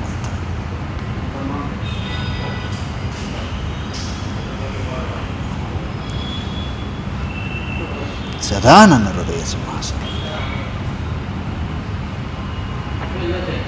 ಬಾಬಾ ಇಲ್ಲಿ ಪ್ರತಿ ಸೆಕೆಂಡ್ ಆತ್ಮಿಕ ಸ್ಮೃತಿ ಸ್ವರೂಪದಲ್ಲಿ ಸ್ಥಿರವಾಗಿ ಎಲ್ಲ ಇಂದ್ರಿಯಗಳನ್ನು ಕೂಡ ನೀವು ಗೆದ್ದು ಬಾಬನ ನೆನಪಿನಲ್ಲಿ ಬದುಕುತ್ತೀರಿ ಅಂದರೆ ಪರಮ ಪೂಜ್ಯರಾಗ್ತೀರಿ, ಆ ಒಂದು ಸ್ಥಾನವನ್ನು ಪಡಿತೀರಿ ಅಂದರು. ಈಗ ಅರ್ಥ ಮಾಡ್ಕೊಳ್ತಾ ಇದ್ರಲ್ಲ, ರಿಲೇಟ್ ಆಗ್ತಾ ಇದೆ. ಅಲ್ಲಿ ಮಂದಿರದಲ್ಲಿ ಭವ್ಯವಾದ ಮಂದಿರ ಇತ್ತು, ಚಿಕ್ಕ ಚಿಕ್ಕ ಮಂದಿರಗಳಿತ್ತು, ಸಾಲಿಗ್ರಾಮಗಳಿತ್ತು ಹಳ್ಳಿಯಲ್ಲಿ. ಒಂದೊಂದು ಮಂದಿರದಲ್ಲಿ ಯಾವಾಗ ಅಮಾವಾಸ್ಯೆ ಹುಣ್ಣಿಮೆಗೆ ಪೂಜೆ ಆಗ್ತಾ ಇತ್ತು. ಇನ್ನು ಕೆಲವು ಮಂದಿರದಲ್ಲಿ ಎವ್ರಿ ಡೇ ಪೂಜೆ, ಭಕ್ತರು ಬರ್ತಾಯಿದ್ರು, ಪೂಜೆ ನಡೀತಾ ಇತ್ತು. ಕೇಳಿಸ್ಕೊಂಡಿದ್ರು, ಅದು ರಿಲೇಟ್ ಮಾಡ್ಕೊಳ್ತಾ ಹೋಗ್ತಾಯಿದ್ವಿ. ಈಗ ಜ್ಞಾನ ಬಾಬಾ ಹೇಳೋದು ಎಲ್ರಿಗೂ ಒಂದೇ. ಅಲ್ಲಿ ರಾಜ ಚಿತ್ರ ಲಿಟಲ್ ಏಂಜಲ್ಗೆ ಅಷ್ಟೇ ಅಲ್ಲ, ಎಲ್ರಿಗೂ ಕೂಡ ಜ್ಞಾನವನ್ನು ಎಲ್ರಿಗೂ ಒಂದೇ ಕೊಟ್ಟಿದ್ದಾರೆ. ಹಾಗೆ ಪರಮಾತ್ಮ ಎಲ್ರಿಗೂ ಒಬ್ಬನೇ ಆಗಿದ್ದಾರೆ. ಪದವಿ ಏನಿದೆಯಲ್ವಾ, ನಿರ್ಧಾರ ಯಾವಾಗ ಆಗ್ತದೆ ಅಂದರೆ, ನಿರಂತರ ಆತ್ಮಾಭಿಮಾನಿ ಯಾರಿದ್ದೀರಿ, ಕರ್ಮ ಇಂದ್ರಿಯಗಳ ಮೇಲೆ ಯಾರು ವಿಜಯವನ್ನು ಪ್ರಾಪ್ತಿ ಮಾಡಿಕೊಂಡಿದ್ರು, ಅಖಂಡತ ಪರಮಾತ್ಮ ನೆನಪಿನ ತಪಸ್ಸಿನ ಆಧಾರದ ಮೇಲೆ ನಿಮ್ಮ ಒಂದು ಪೂಜೆ, ನಿಮ್ಮ ಒಂದು ಸ್ಥಾನ, ನಿಮ್ಮ ಒಂದು ಪದವಿ ನಿಂತಿದೆ ಅಂತಾರೆ ಬಾಪು. ಆತ್ಮಿಕ ಸ್ಮೃತಿ ಸ್ವರೂಪದಲ್ಲಿ ಯಾರು ನೀವು ಬದುಕ್ತೀರಿ, ಅಚಲವಾಗಿರ್ತೀರಿ, ಅಡೋಲವಾಗಿರ್ತೀರಿ, ಅದು ಸಂಪೂರ್ಣತೆಯ ಒಂದು ದಾರಿ ಅಂತಾರೆ ಬಾಬರು. ಬಾಬಾ ಇನ್ನೊಂದು ಪಾಯಿಂಟ್ ಹೇಳ್ತಾ ಇದ್ದಾರೆ. ಏನು ಹೇಳಿದರು ಅಂದರೆ, ಬಾಬಾ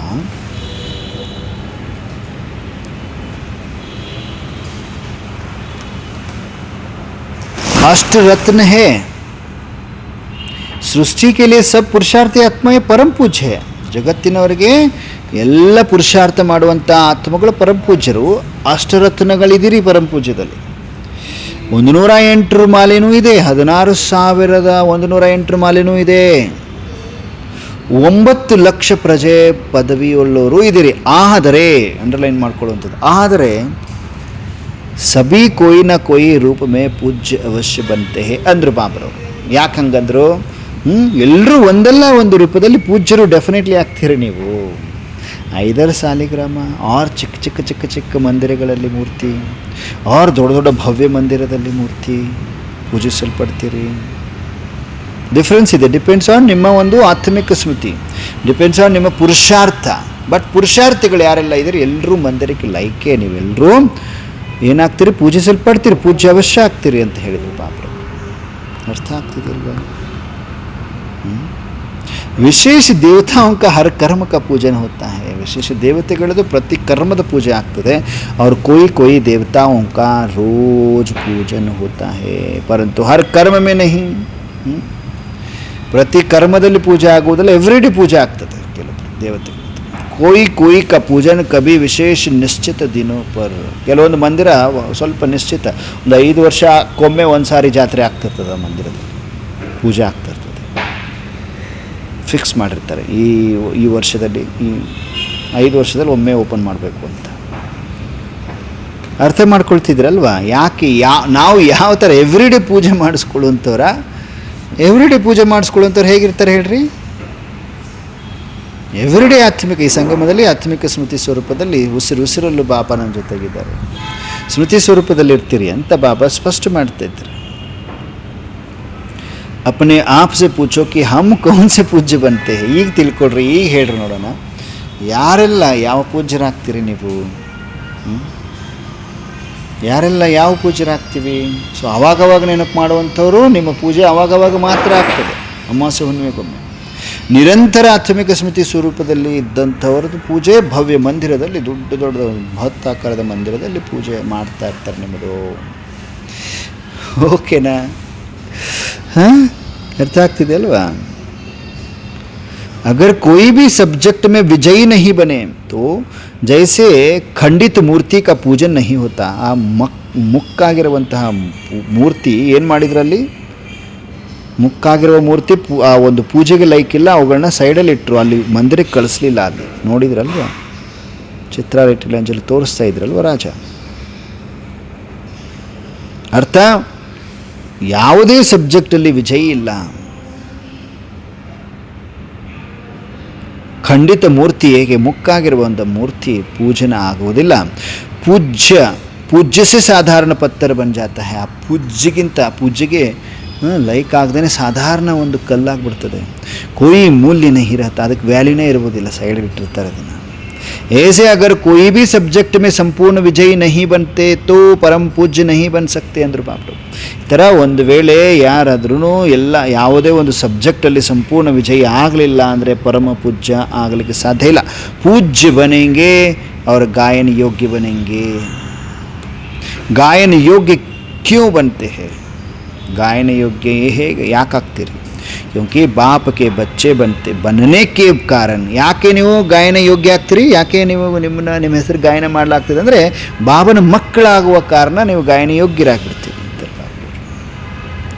बाप के साथ साथ पाठ बजाने के कारण, बाप की महिमा के गुणगान करने के कारण, यथाशक्ति त्याग करने के कारण व यथाशक्ति याद में रहने के कारण बनती है. ನೋಡಿ, ಯಾಕೆ ಅಂದರೆ ಗಾಯನ ಯೋಗ್ಯ ಯಾಕೆ ಆಗ್ತೀರಿ ಅಂದರೆ ಬಾಬರವರ ಮಕ್ಕಳಾಗುವುದರ ಕಾರಣ, ಪರಮಾತ್ಮ ಜೊತೆ ಪಾತ್ರವನ್ನು ಅಭಿನಯಿಸುವ ಕಾರಣ, ತಂದೆಯ ಮಹಿಮೆಯ ಗುಣಗಾನ ಮಾಡುವ ಕಾರಣ, ಯಥಾಶಕ್ತಿ 50% ತ್ಯಾಗ ಮಾಡುವುದರ ಕಾರಣ, ಯಥಾಶಕ್ತಿ 50% ನೆನಪಲ್ಲಿರುವ ಕಾರಣ ನೀವು ಗಾಯನ ಯೋಗ್ಯರಾಗ್ತೀರಿ ಅಂತಾರೆ ಬಾಬಾ. ಗಾಯನ ನಿಮ್ದು ಹಾಡು ನಡೀತಾ ಇದೆ. पूजन का रहस्य है, एक पवित्रता के कारण पूजा है, दूसरा श्रेष्ठ आत्माओं के सर्व शक्तिवान बाप द्वारा जो शक्तियों की धारणा की है उन शक्तियों के भी भिन्न रूप से यादगार रूप में पूजा होती है. जैसे जिन आत्माओं ने विद्या अर्थात ज्ञान धारण करने की शक्ति संपूर्ण रूप में धारण की है, तो ज्ञान अर्थात नॉलेज की शक्ति का यादगार सरस्वती के रूप में है, संहार करने की शक्ति का यादगार दुर्गा के रूप में है, ज्ञान धन को देने वाली महादानी का सर्व खजानों के धन को देने वाली लक्ष्मी के श्रेष्ठ रूप में पूजे जाते हैं, हर विघ्न पर विजय प्राप्त करने का यादगार विघ्न विनाश रूप में पूजा जाता है, मायाजीत अर्थात माया के विकराल रूप को भी सहज और सरल बनाने की शक्ति का पूजन महावीर हनुमान के रूप में है। तो श्रेष्ठ आत्माओं की हर शक्ति और श्रेष्ठ कर्म का भी पूजन होता है। शक्तियों का पूजन हर देवी देवता के पूजा के रूप में दिखाया हुआ है। तो ऐसे पूज्य जिन्हों के हर श्रेष्ठ कर्म और शक्तियों का पूजन है, उसको कहा जाता है परम पूज्य।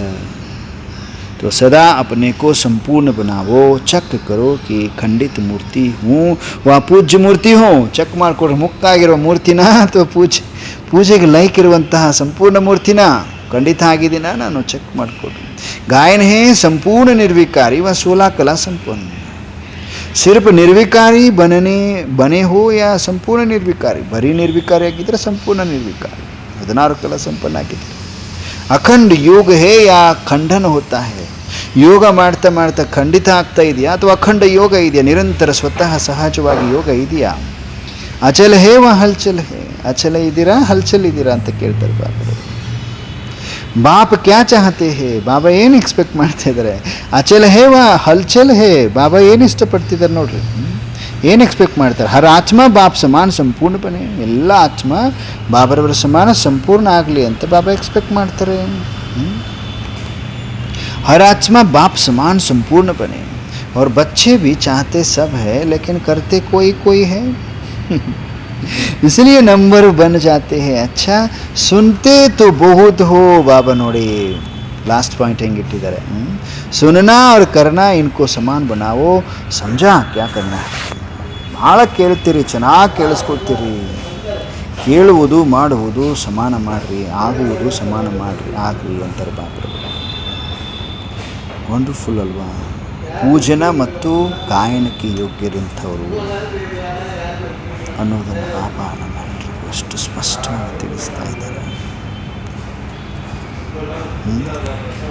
ಪ್ರತಿಯೊಂದು ಮಕ್ಕಳ ಅಟೆನ್ಷನನ್ನು ನೋಡ್ತಾ ಇದ್ದಾರೆ ಈ ಸಮಯದಲ್ಲಿ ಕಾಂಕ್ರಚಿತ್ ಬಾಬಾ ದೈವಿ ಶಕ್ತಿಗಳು, ಡಿವೈನ್ ಪವರ್ಸ್, ಶ್ರೇಷ್ಠ ಕರ್ಮಗಳನ್ನು ನೆನಪಿಸ್ತಾ ಇದ್ದಾರೆ। ಪೂಜೆಗೆ ಎರಡು ಕಾರಣ, ಒಂದು ಪ್ಯೂರಿಟಿ, ಇನ್ನೊಂದು ಸ್ಪೆಷಲ್ ಡಿವೈನ್ ಪವರ್ಸ್, ಒಂದು ಪವಿತ್ರತೆ, ಇನ್ನೊಂದು ನೀವು ಧಾರಣೆ ಮಾಡಿಕೊಂಡಿರುವಂಥ ವಿಶೇಷ ಶಕ್ತಿಗಳು। ಯಾರು ನಿಮ್ಮ ಜೀವನವನ್ನು ಪವಿತ್ರವಾಗಿಟ್ಟುಕೊಂಡಿದ್ದೀರಿ ಅವರು ಪೂಜ್ಯರಾಗ್ತೀರಿ। ಯಾವ ಆತ್ಮ, ಯಾವ ಒಂದು ದೈವಿ ಶಕ್ತಿ ಸಂಪೂರ್ಣವಾಗಿ ತಮ್ಮ ಜೀವನದಲ್ಲಿ ಪ್ರಾಕ್ಟಿಕಲ್ ವ್ಯಕ್ತಪಡಿಸ್ತಾ ಹೋಗ್ತೀರಿ, ಆ ಶಕ್ತಿಯ ನೆನಪಾಗಿ ದೇವತಾ ರೂಪದಲ್ಲಿ ಪೂಜಿಸಲ್ಪಡ್ತೀರಿ ಅಂತಾರೆ ಬಾಬು। ಅಂದರೆ ದೇವತೆಗಳು ಬೇರೆ ಯಾರೂ ಅಲ್ಲ, ದೇವತೆಗಳು ಬೇರೆ ಯಾರೂ ಅಲ್ಲ, ಯಾರು ಮತ್ತು ಸಂಪೂರ್ಣ ಗುಣಗಳನ್ನು ಜೀವನದಲ್ಲಿ ನಾವೇ ವೆರಿ ಗುಡ್ ತೋರಿಸಿರುವಂಥ ಆತ್ಮಗಳು, ನೆನಪಿನ ಸ್ವರೂಪಧಾರಿ। ಮತ್ತು ಸರಸ್ವತಿ ಬಗ್ಗೆ ಬಾಬಾ ಎಕ್ಸ್ಪ್ಲೇನ್ ಮಾಡಿದರು, ಜ್ಞಾನದ ಶಕ್ತಿ। ಸರಸ್ವತಿ ಅಂದರೆ ಯಾರು? ಜ್ಞಾನದ ಶಕ್ತಿ।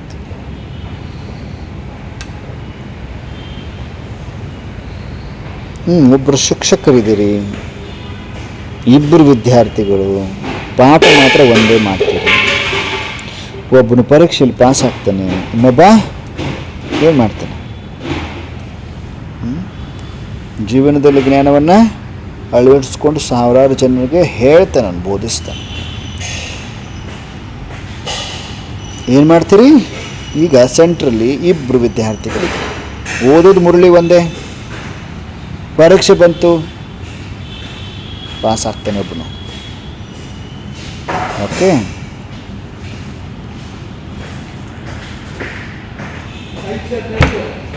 ಜ್ಞಾನ ಜೀವನದಲ್ಲಿ ಯಾರು ಧಾರಣೆ ಮಾಡಿಕೊಂಡ್ರು ಸಾವಿರಾರು ಜನಗಳಿಗೆ ಹೇಳ್ತೀರಿ।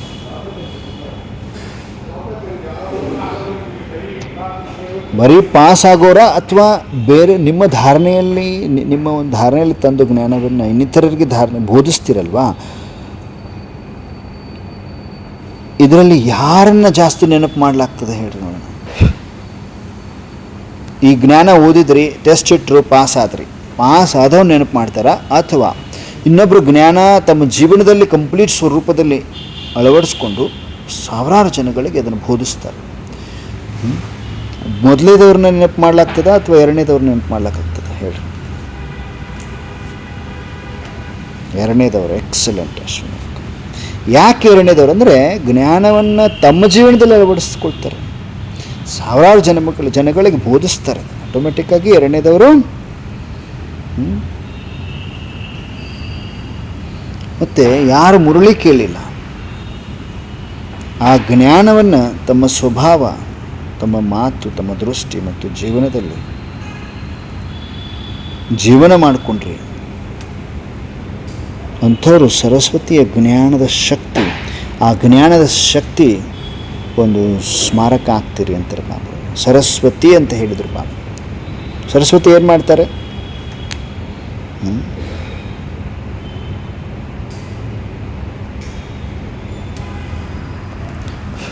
ನೀವೆಲ್ಲರೂ ಸರಸ್ವತಿಯರು ಹೌದೋ ಅಲ್ವೋ? ಎಲ್ಲರೂ ಸರಸ್ವತಿಯರು ಸ್ವೀಕಾರ ಮಾಡಿಕೊಳ್ಳೇಬೇಕು. ಬಾಬಾ ಸರಸ್ವತಿ ಜ್ಞಾನ ಧನವನ್ನು ಕೊಡುವಂಥವ್ರು, ವಿದ್ಯಾದಾತೆ ವಿದ್ಯಾದೇವತೆ. ಜ್ಞಾನ ಧನವನ್ನು ಇನ್ನಿತರರಿಗೆ ಕೊಡುವಂಥವ್ರು ನೀವು. ಓಕೆನಾ?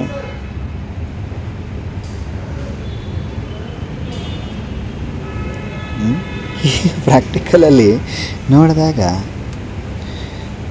ಒಬ್ಬರು ಸಿಸ್ಟರು ಎವ್ರಿ ಡೇ ಮುರಳಿ ಓದ್ತಾರೆ, ಇನ್ನೊಬ್ಬರು ಮುರಳಿ ಓದಿ ಅವ್ರಿಗೆ ಕ್ರೋಧ ಬಂತು, ಆ ಜ್ಞಾನವನ್ನು ಯೂಸ್ ಮಾಡ್ತಾರೆ. ದುಃಖ ಬಂತು, ಬಾಬನ ಜ್ಞಾನದ ಪಾಯಿಂಟ್ ಬೆಳೆಸ್ತಾರೆ, ಯೂಸ್ ಮಾಡ್ಕೊಳ್ತಾರೆ. ಮತ್ತು ಬಾಬನ ಮುರಳಿ ಓದಿ ಇನ್ನಿತರರಿಗೂ ಕೂಡ ಜ್ಞಾನದಿಂದ ಧೈರ್ಯ ಕೊಡ್ತಾರೆ. ಅವರೇ ಸರಸ್ವತಿ ಅಂತಾರೆ ಬಾಬರು. ಬರೀ ಮುರಳಿ ಓದೋದಷ್ಟೇ ಅಲ್ಲ, ಸಮಯ ಬಂದಾಗ ಕರೆಕ್ಟಾಗಿ ಜ್ಞಾನವನ್ನು ಯೂಸ್ ಮಾಡ್ಕೊಳ್ತಾ ಇರೋ. ದುಃಖ ಬಂದಾಗ, ಕೋಪ ಬಂದಾಗ, ಕ್ರೋಧ ಬಂದಾಗ, ಮೋಹ ಬಂದಾಗ, ಯಾರಿಗಾದರೂ ಧೈರ್ಯವನ್ನು ಕೊಡಬೇಕಾಗಿ ಬಂದಾಗ ಯಾರು ಯೂಸ್ ಮಾಡ್ತಾ ಇದ್ದಾರೆ ಜ್ಞಾನವನ್ನು, ಅವರು ನಿಜವಾದ ಸರಸ್ವತಿ ಸ್ವರೂಪಧಾರಿ ಅಂದರೆ ಬಾಬರು. ಇನ್ನು ದುರ್ಗೆ ಅಂದ ತಕ್ಷಣ ಶಕ್ತಿ ನೆನಪು ಬರ್ಬೇಕು ನಮ್ಮೆಲ್ಲರಿಗೂ. ಮಾ ದುರ್ಗಾ ಎಲ್ಲರೂ ಅಲ್ವಾ? ಎವ್ರಿ ಡೇ ಕೋಪ ಬರ್ತಾ ಇದೆ, ಸೋತು ಬಿಡೋದು. ನಮ್ಮ ಇಂಚರ ಸೋಲ್ತಾ ಇತ್ತಲ್ವ ಅಲ್ಲಿ ಅವ್ರ ರಾಜ್ಯದಲ್ಲಿ. ಇಂಚರ ಸೋಲ್ತಾ ಇದ್ರಲ್ವ, ಕೋಪ ಬಂತು, ಸೋತು ಬಿಡೋದು.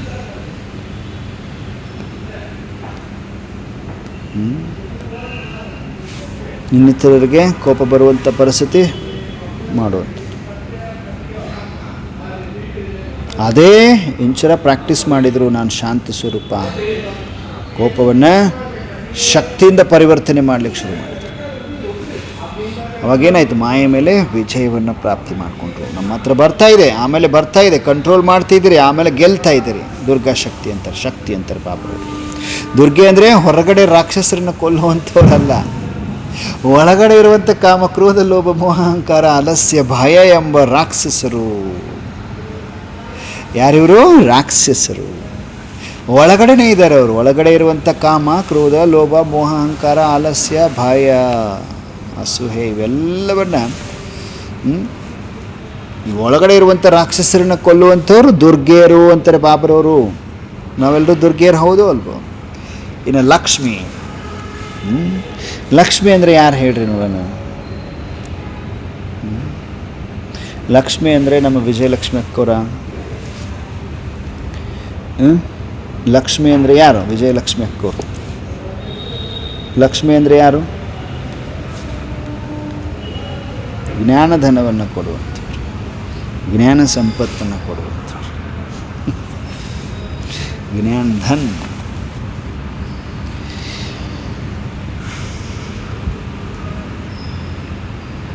ನೀವೊಬ್ಬರ ಹತ್ರ ಸಿಕ್ಕಾಪಟ್ಟೆ ಹಣ ಇದೆ, ಸಿಕ್ಕಾಪಟ್ಟೆ ಸಾಹುಕಾರ ಅನ್ನಿಸ್ಕೊಳ್ತಾರೆ ಆ ಊರಿಗೆ. ಯಾರಿಗೂ ₹1 ಸಹಾಯ ಮಾಡಲ್ಲ ಅವರು. ಸಿಕ್ಕಾಪಟ್ಟೆ ಸಾಹುಕಾರ ಇದ್ದಾರೆ, ಬಹಳ ದುಡ್ಡಿದೆ, ಮನೆ ತುಂಬ, ಒಂದು ರೂಮ್ ತುಂಬ ಮನೆ ದುಡ್ಡಿದೆ. ಒಬ್ಬ ಬಡ ರೈತನಿಗೆ ₹1 ಕೊಡುವುದಿಲ್ಲ, ಸಹಾಯ ಮಾಡೋದಿಲ್ಲ. ಬಡವರಿಗೆ ಸಮಯ ಬಂದಾಗ ಹೆಲ್ಪ್ ಮಾಡೋದು. ಇನ್ನೊಬ್ಬರು ಬಡವರಿದ್ದಾರೆ, ಸಿಂಪಲ್ ಇದ್ದಾರೆ, ಅವ್ರ ಹತ್ರ ದುಡ್ಡು ಕಡಿಮೆ ಇದೆ, ಅವ್ರ ಹತ್ರ ದುಡ್ಡು ಕಡಿಮೆ ಇದೆ, ಆದರೂ ಸಮಯ ಕೊಡ್ತಾರೆ, ಇನ್ನಿತರರಿಗೆ ಪ್ರೀತಿ ಕೊಡ್ತಾರೆ, ಇನ್ನಿತರರಿಗೆ ಜ್ಞಾನ ನೀಡ್ತಾರೆ, ಇನ್ನಿತರರಿಗೆ ಧೈರ್ಯ ತುಂಬ್ತಾರೆ, ಖುಷಿಪಡಿಸ್ತಾರೆ. ಇದರಲ್ಲಿ ಮಹಾದಾನಿ ಯಾರಾದರು? ಎರಡನೇದವರು.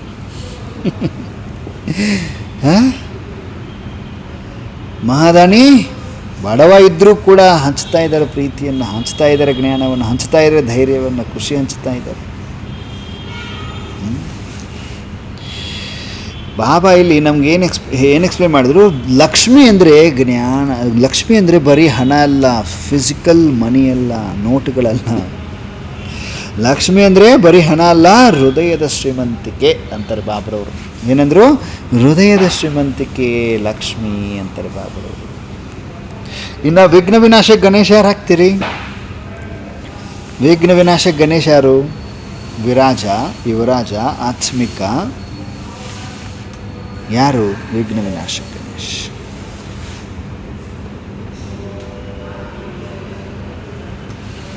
ನಾನೇ. ಎಕ್ಸಲೆಂಟ್. I am. ಸೇವೆಯಲ್ಲಿ ಸಮಸ್ಯೆ ಬಂತು, ನನ್ನ ಕೈಲಿ ಆಗೋದಿಲ್ಲ. ನನ್ನ ಕೈಲಿ ಆಗೋಲ್ಲ ಅಂದರೆ ನೀವು ವಿಘ್ನ ವಿನಾಶಕ ಅಲ್ಲ. ನೀವು ಸಮಸ್ಯೆ ಬಂದರೆ ಎದುರಿಸ್ಬೇಕಲ್ಲ ಅದನ್ನು. ಬಾಬಾ ನನ್ನ ಜೊತೆಗಿದ್ದಾರೆ, 100% ಅಲ್ಲಿ ಪರಿಹಾರ ಇದ್ದೇ ಇದೆ ಅಂತ. ಸಮಸ್ಯೆ ಏನಿದೆ ಅದನ್ನು ಅವಕಾಶವನ್ನಾಗಿ ಪರಿವರ್ತನೆ ಮಾಡುವಂಥವ್ರು ವಿಘ್ನ ವಿನಾಶಕ ಗಣೇಶ್. ವಿಘ್ನವನ್ನು ದೂರ ಮಾಡುವಂಥ, ನಗ್ನಗ್ತ ವಿಘ್ನವನ್ನು ಪಾರು ಮಾಡುವಂಥವ್ರು ಗಣೇಶ್ ಅಂದರೆ ಬಾಬಾ ಈ ವಾಣಿಯಲ್ಲಿ. ಪ್ರತಿಯೊಬ್ಬರ ಹೆಸರನ್ನು ಯೂಸ್ ಮಾಡಿದ್ರು ಬಾಬಾ ಈ ವಾಣಿಯಲ್ಲಿ. ಸರಸ್ವತಿ, ದುರ್ಗೆ, ಮಹಾವೀರ್ ಹನುಮಾನ್, ಮಾ ಲಕ್ಷ್ಮಿ. ಈ ಮಹಾವೀರ್ ಹನುಮಾನ್ ಯಾರು? ಮಹಾವೀರ್ ಹನುಮಾನ್ ಯಾರು? ನಾನೇ, ಸುಜಾತ. ಎವ್ರಿಡೇ ಯೋಗ ಕೂತ್ಕೊಂಡಿದ್ದೀರಿ,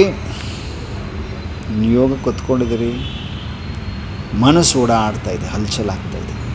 ನಿರಾಶೆ ಆಗಬಾರದು, ಮತ್ತೆ ಮತ್ತೆ ಪ್ರಯತ್ನಿಸಬೇಕು. ಬಾಬಾ ಅಂತ ಹೇಳಿ ಒಂದು ದಿನ ಮನಸ್ಸು ಹಲ್ಚಲಾಯಿತು, 2 ದಿನ ಮನಸ್ಸು ಹಲ್ಚಲಾಯಿತು ಅಂತ ನಿರಾಶೆ ಆಗಬೇಡ್ರಿ, ಮತ್ತೆ ಟ್ರೈ ಮಾಡಿರಿ. ನೆಕ್ಸ್ಟ್ ಡೇ ಒಂದು 5-6 ದಿನ ಆದಮೇಲೆ ಬಾಬನ ಹತ್ರ ನಿಮ್ಮ ಮನಸ್ಸು ಏಕ್ದಮ್ ಕಾನ್ಸ್ಟೆಂಟಾಗಿ ನಿಂತ್ಕೊಳ್ತದೆ ನೋಡ್ರಿ. ಯಾರ ಮನಸ್ಸು ಕಾನ್ಸ್ಟೆಂಟ್ ನಿರಂತರ ಪ್ರಯತ್ನ ಮಾಡಿ ಮಾಡಿ ಮಾಡಿ ಬಾಬಾ ಜೊತೆ ಮನಸ್ಸನ್ನು ಸ್ಥಿರ ಮಾಡ್ಕೊಳ್ತೀರಿ, ಅವರೇ ಮಹಾವೀರ ಹನುಮಾನ್. ಮಹಾವೀರ ಹನುಮಾನ್ ಅಂದರೆ ಗದಾ ಅದರಿಂದ ಹೊಡೆದು ಯುದ್ಧ ಮಾಡೋರಲ್ಲ, ಒಳಗಡೆ ಯುದ್ಧದಲ್ಲಿ ಗೆಲ್ಲುವಂಥವರು. ಮಹಾವೀರ ಹನುಮಾನ್ ಅಂದರೆ ಬಾಬರವರು. ಮಹಾವೀರ ಹನುಮಾನ್ ಅಂದರೆ ಬಾಬರವರು. ನಿಮ್ಮ ಪ್ರತಿಯೊಂದು ಶ್ರೇಷ್ಠ ಕರ್ಮ ಪೂಜೆ ಆಗ್ತದೆ ಅಂದರೆ ಬಾಬರವರು.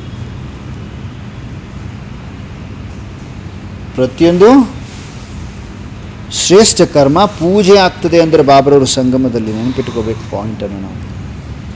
ಈ ಡಾಕ್ಟ್ರು ದುಡ್ಡು ಬರಲಿ ಅಂತ ಕೆಲಸ ಮಾಡ್ತಾರೆ. ಇನ್ನೊಬ್ರು ಏನು ಮಾಡ್ತಾರೆ, ಎಲ್ಲ ಒಂದು ರೋಗಿಯನ್ನು ಬಹಳ ಪ್ರೀತಿಯಿಂದ ನೋಡ್ಕೊಳ್ತಾರೆ.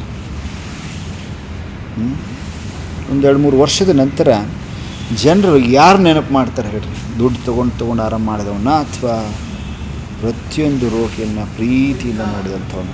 ಎರಡನೇದವಂತ. ಅಂದರೆ ಸೇವೆ ಮಾಡುವ ಮುಖಾಂತರ ಯಾರು ಬದುಕುತ್ತಾರೆ ಅವರನ್ನು ನೆನಪು ಮಾಡ್ಕೊಳ್ತಾರೆ.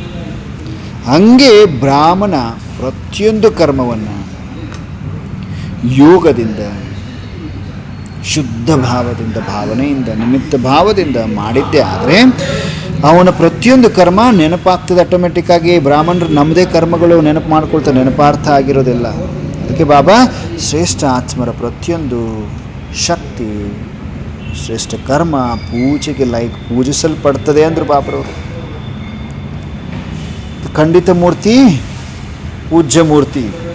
ಖಂಡಿತ ಮೂರ್ತಿ ಅಂದರೆ ಬ್ರೋಕನ್, ಅಂದರೆ ಮುಕ್ಕಾಗಿದೆ, ಏನು ಹೇಳ್ತಾರೆ ಅದು, ಮುಕ್ಕಾಗಿದೆ, ಕ್ರ್ಯಾಕ್ ಬಿಟ್ಟಿದೆ. ಬಿರುಕು ಬಿಟ್ಟಿದೆ. ಹಾಂ, ಕೈ ಮುರಿದಿದೆ ಅಂತ ಹೇಳಿದರು ಬಾಬರವರು. ಅಲ್ಲಿ ಚಿತ್ರ ಲಿಟಲ್ ಏಂಜಲ್ಗೆ ತೋರಿಸುವಾಗ ಒಂದು ಕೈ ಮುರಿದಿದೆ, ಮೂರ್ತಿದು ಬೆರಳು ಮುರಿದಿದೆ, ಆ ಕಿವಿ ಕಟ್ಟಾಗಿದೆ, ಮೂಗಿನ ಹತ್ರ ಕ್ರ್ಯಾಕ್ ಬಿಟ್ಟಿದೆ. ಅರ್ಥ ಏನು? ಪೂರ್ಣ ಮೂರ್ತಿ ಆಗಿಲ್ಲ ಅಂತ, ಮುಕ್ಕಾಗಿರೋ ಮೂರ್ತಿ ಅಂತ. ಹಾಗೆ ಬಾಬಾ ಜ್ಞಾನ ಇದೆ, ಜ್ಞಾನ ಇದೆ, ಜೊತೆಗೆ ಕ್ರೋಧನೂ ಇದೆ. ಸೇವೆ ಮಾಡ್ತೀರಿ ಆದರೆ ಅಹಂಕಾರನೂ ಇದೆ. ಯೋಗ ಇದೆ ಆದರೆ ಅಟ್ಯಾಚ್ಮೆಂಟ್ಸು ಇದೆ. ಇದು ಮುಕ್ಕಾಗಿರೋ ಮೂರ್ತಿಯ ಲಕ್ಷಣ ಅಂತಾರೆ ಬಾಬರವರು. ಏನೇನು ಹೇಳಿದ್ರು ಬಾಬಾ? ಜ್ಞಾನ ಇದೆ, ಕ್ರೋಧ ಇದೆ. ಜ್ಞಾನದ ಮೇಲೆ ಕ್ರೋಧ, ಅಥವಾ ಜ್ಞಾನ ನನಗಿದೆ ಅಂತ ಕ್ರೋಧ. ಸೇವೆ ಮಾಡ್ತೀರಿ, ಅಹಂಕಾರ ಇದೆ, ನಾನು ಮಾಡಿದೆ. ಯೋಗ ಮಾಡ್ತೀರಿ ಆದರೆ ಅಟ್ಯಾಚ್ಮೆಂಟ್ ಇದೆ, ಮೋಹ ಇದೆ. ಇದರ ಅರ್ಥ ಬೆರುಕು ಇದೆ ಅಂತ. ಮುಕ್ಕಾಗಿರೋ ಮೂರ್ತಿ, ಮೂರ್ತಿ ಆಗಿಲ್ಲ, ಸಂಪೂರ್ಣ ಮೂರ್ತಿ ಅಲ್ಲ. ಪೂಜೆ ಮೂರ್ತಿ ಅಂದರೆ ಹೆಂಗಿರ್ತೀರಿ? ಪೂಜೆ ಮೂರ್ತಿ ಅಂದರೆ ಹೆಂಗಿರ್ತೀರಿ? ಜ್ಞಾನ, ಯೋಗ, ಪವಿತ್ರತೆ, ಪ್ರೇಮ, ಸಹನೆ, ಸೇವೆ, ವಿನಯ, ಸರಳತೆ ಎಲ್ಲವೂ ಈಕ್ವಲ್ ರೂಪದಲ್ಲಿ ತುಂಬಿಕೊಂಡಿರ್ತದೆ ನಿಮ್ಮ ಹತ್ರ. ಅವರೇ ಪರಮ ಪೂಜ್ಯರು. ಮುಕ್ಕಾಗಿರುವಲ್ಲ, ಬೆರುಕು ಬಿಟ್ಟಿಲ್ಲ ಅಂತ. ಮತ್ತು 16 ಕಲಾ ಸಂಪೂರ್ಣ ಅಂದರು ಬಾಬರು. ಚಂದ್ರ ಹುಣ್ಣಿಮೆ, ಇವತ್ತು ಹುಣ್ಣಿಮೆ ಅನ್ಸುತ್ತಲ್ವಾ? ಇವತ್ತು ಹುಣ್ಣಿಮೆ ಅನ್ಸುತ್ತೆ ನೋಡಿ ಅಲ್ವಾ? ಕರೆಕ್ಟ್, ಹುಣ್ಣಿಮೆ ಅಲ್ವಾ? ಹುಣ್ಣಿಮೆ ಸಮಯದಲ್ಲಿ ಚಂದ್ರ 16 ಕಲೆಗಳೊಂದಿಗೆ ಸಂಪೂರ್ಣ ಆಗಿರ್ತಾರೆ ಅಂತ ಹೇಳ್ತಾರೆ. ಪೂರ್ತಿ ಕಂಪ್ಲೀಟ್ ಚಂದ್ರ ವೈಟ್. ಹಾಗೆ ಆತ್ಮನೂ ಕೂಡ ಸಂಪೂರ್ಣ, ಒಂದೇ ಗುಣ ಇರೋದಷ್ಟೇ ಅಲ್ಲ, ಎಲ್ಲ ಗುಣಗಳಿಂದ ಸಂಪನ್ನ. ಒಂದೇ ಶಕ್ತಿ ಅಲ್ಲ, ಸರ್ವಶಕ್ತಿ ಸಂಪನ್ನ. ಎಲ್ಲ ದೈವಿ ಗುಣಗಳು, ಎಲ್ಲ ಒಂದು ದೈವಿ ಶಕ್ತಿಗಳಲ್ಲೂ ಕೂಡ ಸಂಪೂರ್ಣ ಆಗಬೇಕು. ಅವರಿಗೆ 16 ಕಲ ಸಂಪೂರ್ಣ ಆಗಬೇಕು. ಆಮೇಲೆ ಸೆಲ್ಫ್ ಚೆಕಿಂಗ್ ಮಾಡಿಕೊಡ್ರಿ. ಬಾಬಾ ನಮ್ಮೆಲ್ರಿಗೂ ಕ್ವಶನ್ ಕೇಳಿದ್ರು. ಏನು ಹೇಳಿದ್ರು? ನೀನು ಇನ್ನೂ ಖಂಡಿತ ಮೂರ್ತಿನಾ? ಯೋಗ ಅಖಂಡ ಅಥವಾ ಮಧ್ಯದಲ್ಲಿ ಖಂಡಾಗ್ತದೆ, ಏನಾಗ್ತದೆ, ತುಂಡಾಗ್ತಾ ಇದೆಯಾ? ಯೋಗ ನಿಂದು ಅಖಂಡ ಇದೆಯಾ? ಯೋಗ ಅಖಂಡ ಹೇ ಯಾ बीच में ಕಟ್ ಹೋ ರಹಾ ಹೈ, ಖಂಡಿತ ಹೋ ರಹಾ ಹೈ ಕೇಳಿದ್ರು ಬಾಬರು. ಪರಿಸ್ಥಿತಿ ಬಂದಾಗ ಅಚಲನಾಗಿರ್ತೀನಿ ಅಥವಾ ಅಲಗಾಡ್ತಾನೆಯ ಕೇಳ್ಕೊಡ್ರಿ ನಿಮ್ಮಷ್ಟಕ್ಕೆ ಅಂದ್ರೆ ಬಾಬರು. ಸೆಲ್ಫ್ ಚೆಕಿಂಗ್ ಮಾಡೋಕ್ಕೆ ಹೇಳಿದ್ರಲ್ವಾ? ಪರಿಸ್ಥಿತಿ ಬಂತು ಅಚಲ, ಆಮೇಲೆ ಒಂದೊಂದು ಸಾರಿ ಅಲಗಾಡ್ಬಿಡೋದು ಅಲ್ವಾ? ಅಥವಾ ಬರೀ ಬಾಬನ ಮುರಳಿ ಕೇಳ್ತೀನಿ, ಆಮೇಲೆ ಕೇಳದಂತೆ ನಾನು ನಡೀತಾ ಇದ್ದೀನಾ ಚೆಕ್ ಮಾಡಿಕೊಡ್ರಿ, ಇವೆಲ್ಲ ಸೆಲ್ಫ್ ಚೆಕಿಂಗ್ ಮಾಡಿಕೊಡ್ರಿ ಅಂದ್ರೆ ಬಾಬಾ. ಕಂಪ್ಲೀಟ್ ಬಾಬಾ ಮುರಳಿಯಲ್ಲಿ ನಮಗೇನು ಹೇಳಿದರು ಅಂದರೆ, ಒಂದೇ ಶಾಲೆಯಲ್ಲಿ ಓದಿರುವಂಥವ್ರು ನೀವು ವಿದ್ಯಾರ್ಥಿಗಳು, ನೀವೆಲ್ಲರೂ ಒಬ್ಬ ಶಿಕ್ಷಕನ ವಿದ್ಯಾರ್ಥಿಗಳು. ಬುಕ್ಕು ಕೂಡ ಮುರಳಿ ಬುಕ್ ಒಂದೇ.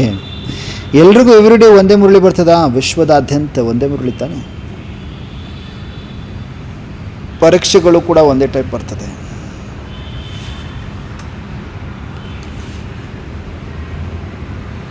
ಆದರೆ ಕೆಲವೊಬ್ಬರು ಪುಸ್ತಕ ಮಾತ್ರ ಓದ್ತೀರಿ, ಇನ್ನು ಕೆಲವೊಬ್ಬರು ಪುಸ್ತಕವೇ ನಿಮ್ಮ ಜೀವನವನ್ನಾಗಿ ಮಾಡ್ಕೊಳ್ತೀರಿ.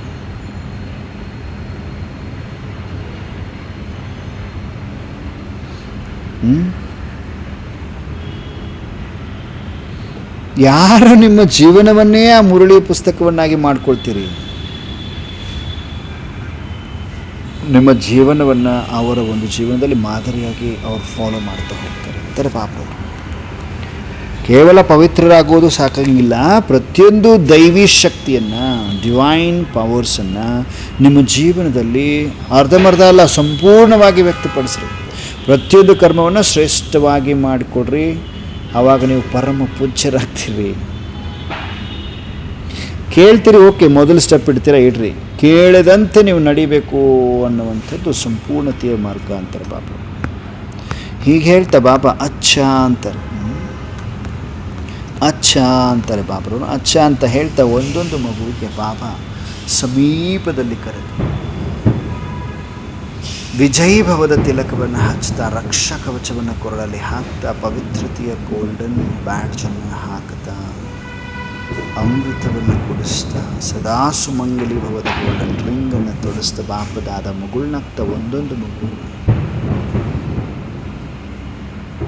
ಆಲಿಂಗನ ಮಾಡ್ತಾ ಇದ್ದಾರೆ, ಅಪ್ಪಿಕೊಳ್ತಾ ಇದ್ದಾರೆ. ನನ್ನ ಹೃದಯ ಸಿಂಹಾಸನಾಧಿಕಾರಿ ಮಗು ನೀನು, ನಿರಂತರ ತಪಸ್ವಿ ನೀನು ಅಂತ ಬಾಬಾ ಮಗುಳ್ನಗ್ತಾ ಇದ್ದಾರೆ, ದೃಷ್ಟಿ ಕೊಡ್ತಾ ಇದ್ದಾರೆ. ಪ್ರತಿಯೊಂದು ಮಗು ಪರಮಾತ್ಮ ದೃಷ್ಟಿಯಲ್ಲಿ ಭರ್ಪೂರರಾಗ್ತಾ ಇದ್ದೇವೆ.